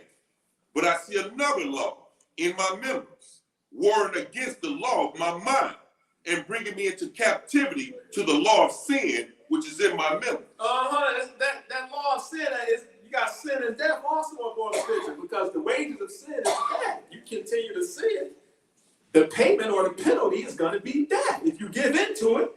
But go ahead and read.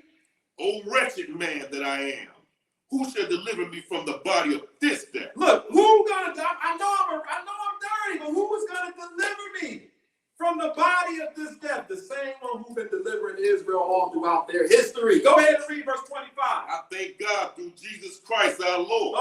So then, with the mind, I myself serve the law of God.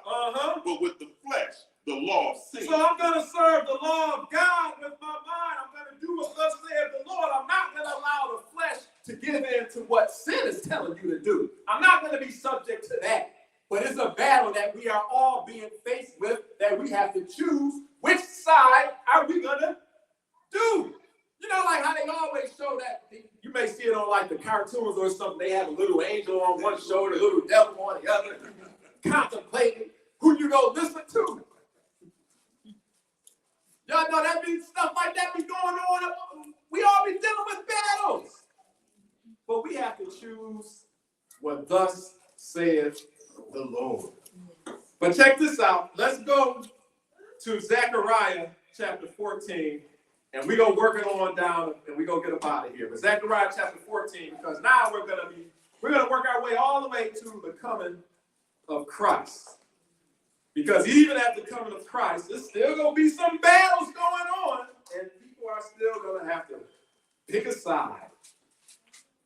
But Zechariah chapter 14, and let us pick this up at verse 1. When you get it, you can go ahead and read.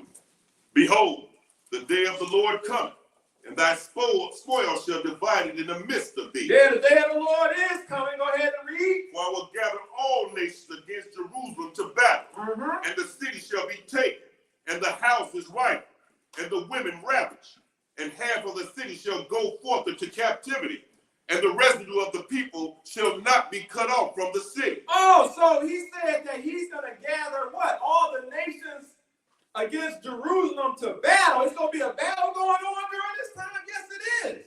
But what else is going to happen? Go ahead and read. Then shall the Lord go forth and fight against those nations. Wait a minute. The Lord is going to go forth and he's going to fight against these nations at his coming? Yes, he is. Go ahead and read. As when he fought in the day of battle. Oh, wait a minute. As when he fought in what battles he done fought in before? We done seen it. We done read plenty of them. That's how he's going to come. He's going to fight as he fought in the day of battle. But check this out. Go ahead and continue reading. What does it say? And his feet shall stand in that day upon the Mount of Olives, which is before Jerusalem on the east. Go ahead. And the Mount of Olives shall cleave in the midst thereof, toward the east and toward the west. And there shall be a very great valley.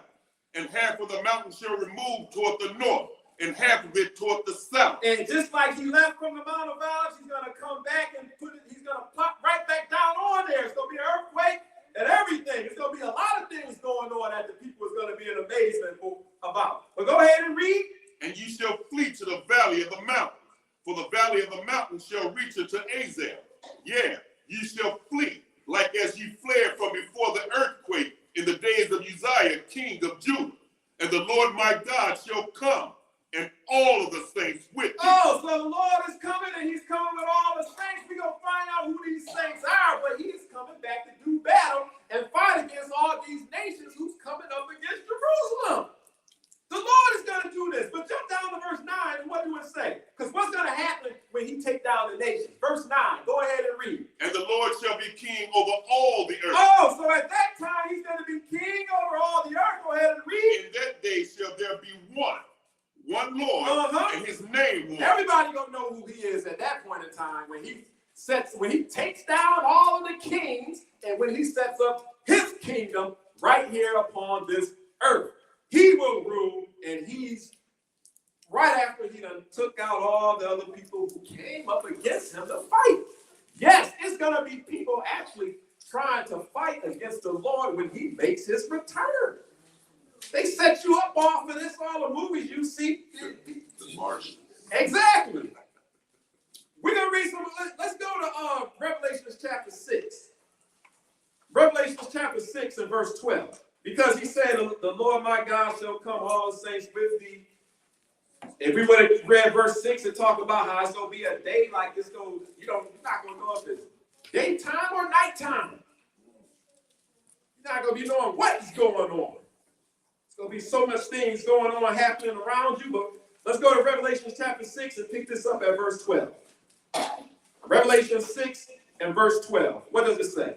And I beheld when he had opened the sixth seal, and lo, there was a great earthquake, and the sun became black as sackcloth of hair, and the moon became as blood, Mm-hmm. and the stars of heaven fell into the earth, even as a fig tree casteth her untimely fig, when she is shaken of a mighty wind. These are some signs that's going to happen right to announce the coming of Christ. But go ahead and read. And the heaven departed as a scroll when it is rolled together, and every mountain and island were moved out of their places. So imagine all these things going on. Imagine the people on the earth witnessing and seeing all these signs in the heavens and everything. They set you up with all these movies like this. All Independence Day, all these other end of the world movies. What happens?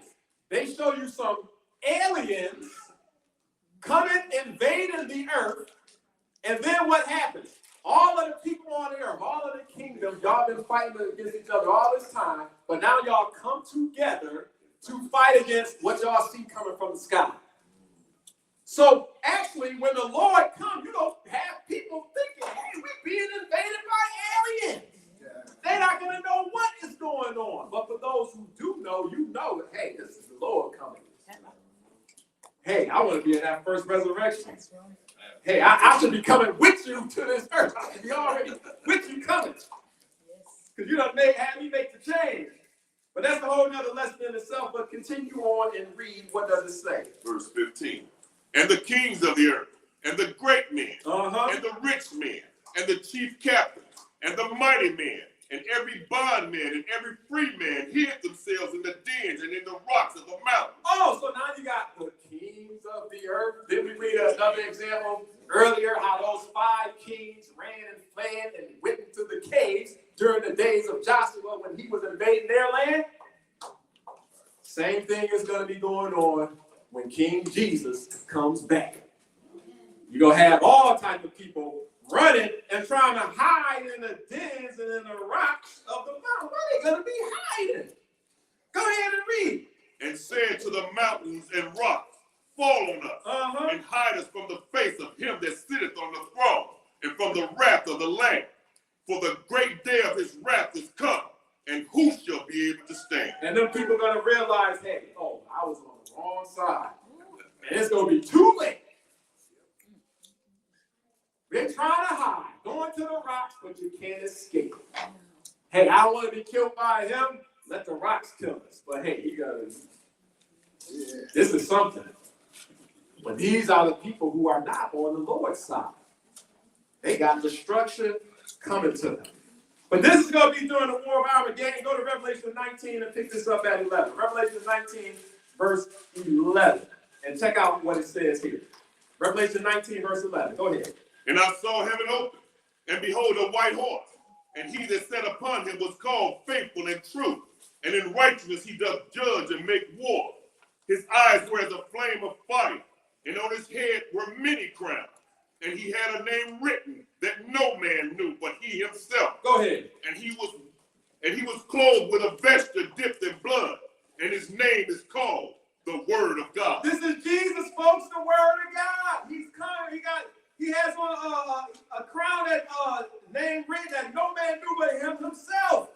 Go ahead and read. And the armies which were in heaven followed him upon white horses, clothed in fine linen, white and clean. Oh, the armies that were with him, clothed in white linen, fine and clean. Who are these people? These are the saints who he resurrected or either changed at that time to meet him in the air. Other scriptures let you know that they meet him in the air, in the heavens, and then they come back to this earth. That's where the Lord is coming back to set up his kingdom and establish it.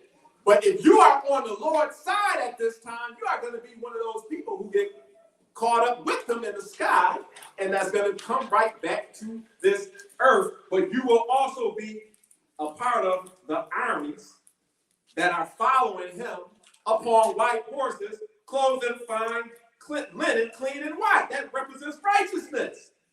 You will be on the Lord's side if you have done what he said. But check it out. Go ahead and read. Verse 15. And out of his mouth goeth a sharp sword, that with it he should smite the nations, and he shall rule them with a rod of iron.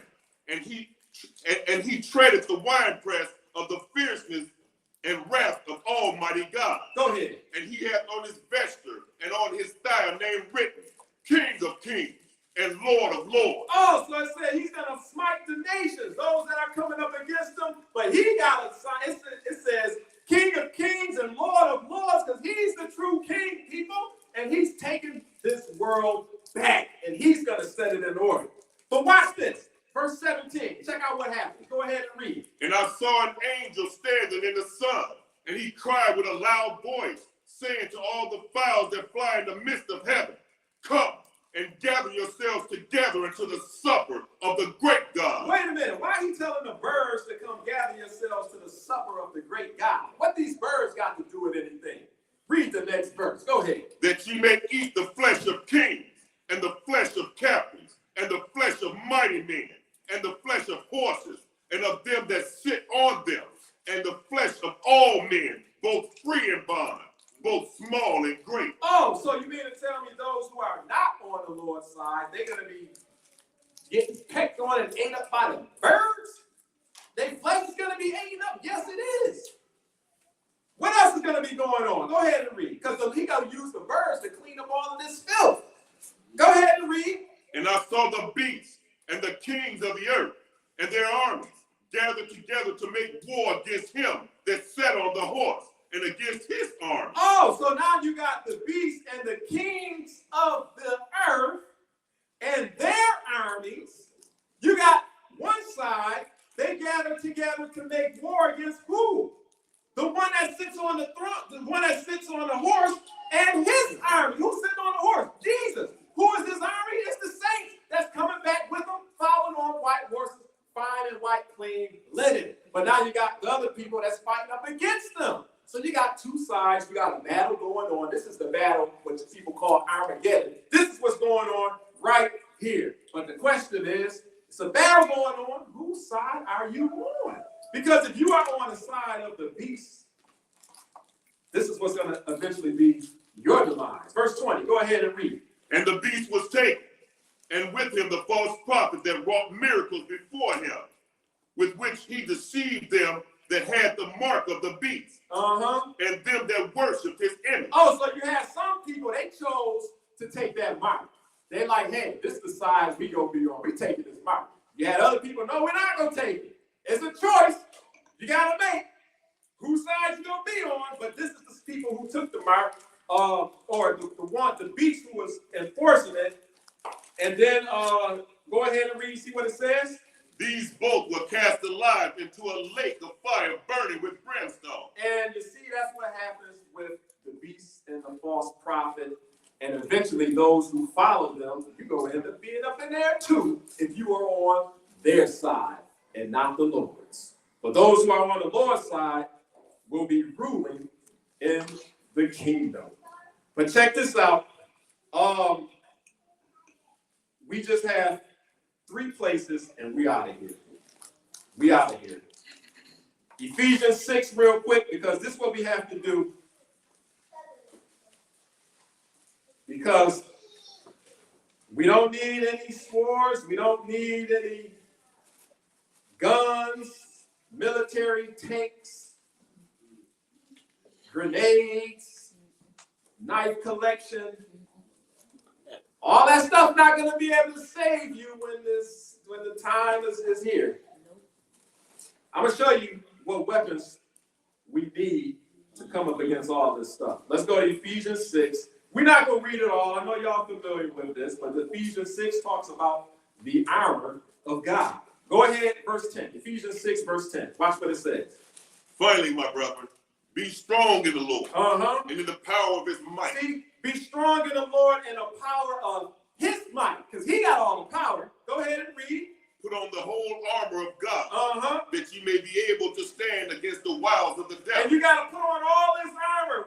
He talks about the gospel of peace, the breastplate of righteousness, the shield of faith, the helmet of salvation. You got to wrap all these things around you, people. But go ahead and read verse 12. For we wrestle not against flesh and blood, but against principalities, against powers, against the rulers of the darkness of this world. Go ahead. Against spiritual wickedness in high places. And he says, so you'll be able to stand against all the wiles of the devil. The wiles of the devil is all the trickery and deceit that he's throwing up after you. But you got to have his armor on. Go ahead and read. Wherefore take unto you the whole armor of God. Not a piece, not some of it, but you have to be fully strapped armor. Go ahead. that ye may be able to withstand in the evil day, and having done all to stand. And having done all to stand. We're not going to read every piece of the armor, but every piece of the armor represents Christ. And you have to be strapped with Christ. You have to have him covering you to be able to stand in the evil day. But let's show you what I'm talking about here. 1 John chapter 5, and let's pick this up at verse 3. 1 John chapter 5 and verse 3. Then we have one more and we'll be out of here. 1 John chapter 5 and verse 3. Check this out. Let's see what it says. 1 John 5 and verse 3. Go ahead and read. For this is the love of God, that we keep his commandments. Go ahead. And his commandments are not grievous. Look, it's not hard to do. It may seem kind of difficult at first. It's kind of like riding a bike. You know, you might get, hey, I can't do this. But once you get on it and start to try, start pedaling and practicing, it becomes second nature. You don't even got to think about it anymore. It's just what you do. That's just how God's law is. And they're not grievous, but go ahead and read. For whatsoever is born of God overcometh the world. Oh, whatsoever is born of God, what? Overcometh the world. Go ahead and read. And this is the victory that overcometh the world. What is the victory that overcometh the world? Go ahead. Even our faith. Our faith. That's how you have the victory. Faith in what? Faith in Jesus. Faith in Christ. Faith in our God to know that he is able to fight our battles and get us through whatever we're being faced with. Check it out. Read that next verse. What does it say? Who is he that overcometh the world? Who is he that overcometh the world? Go ahead and He read. that believeth that Jesus is the Son of God. You see that? You got to believe that Jesus is the Son of God and that he is the one who will fight all your battles just like he did in the days of our forefathers. He can do the same thing even to this day. Check out what Joshua said when he was his days was over. He was about to die.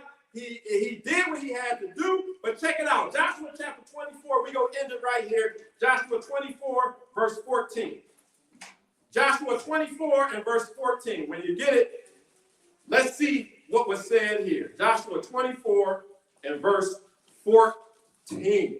Because it's a battlefield out there. Who's on the Lord's side? People, you got to make a choice. Joshua 24, verse 14. Check out what it says. Go ahead and read.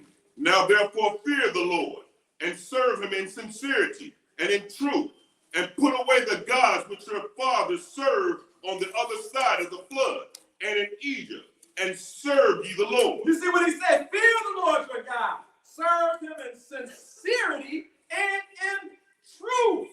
Put away all the idols that's up in your head or that you're dealing with. Don't be like how he said the other side of the flood, but he's talking about the other side of the Jordan because the Jordan River would flood at certain times. And on the other side of the Jordan, before they came into the land, you had a lot of people dealing with other gods. But that's what he's talking about. But go ahead and read verse 15. What does it say? And if it seem evil unto you to serve the Lord, choose you this day whom you will serve. So the choice is being made. Choose you this day who you will serve. Go ahead and read. Whether the gods which your fathers served that were on the other side of the flood. Go ahead. Or the gods of the Amorites in whose land ye dwell. And you got that choice even to this day to choose whose God is you going to serve. You going to serve that other Jesus that people talk about.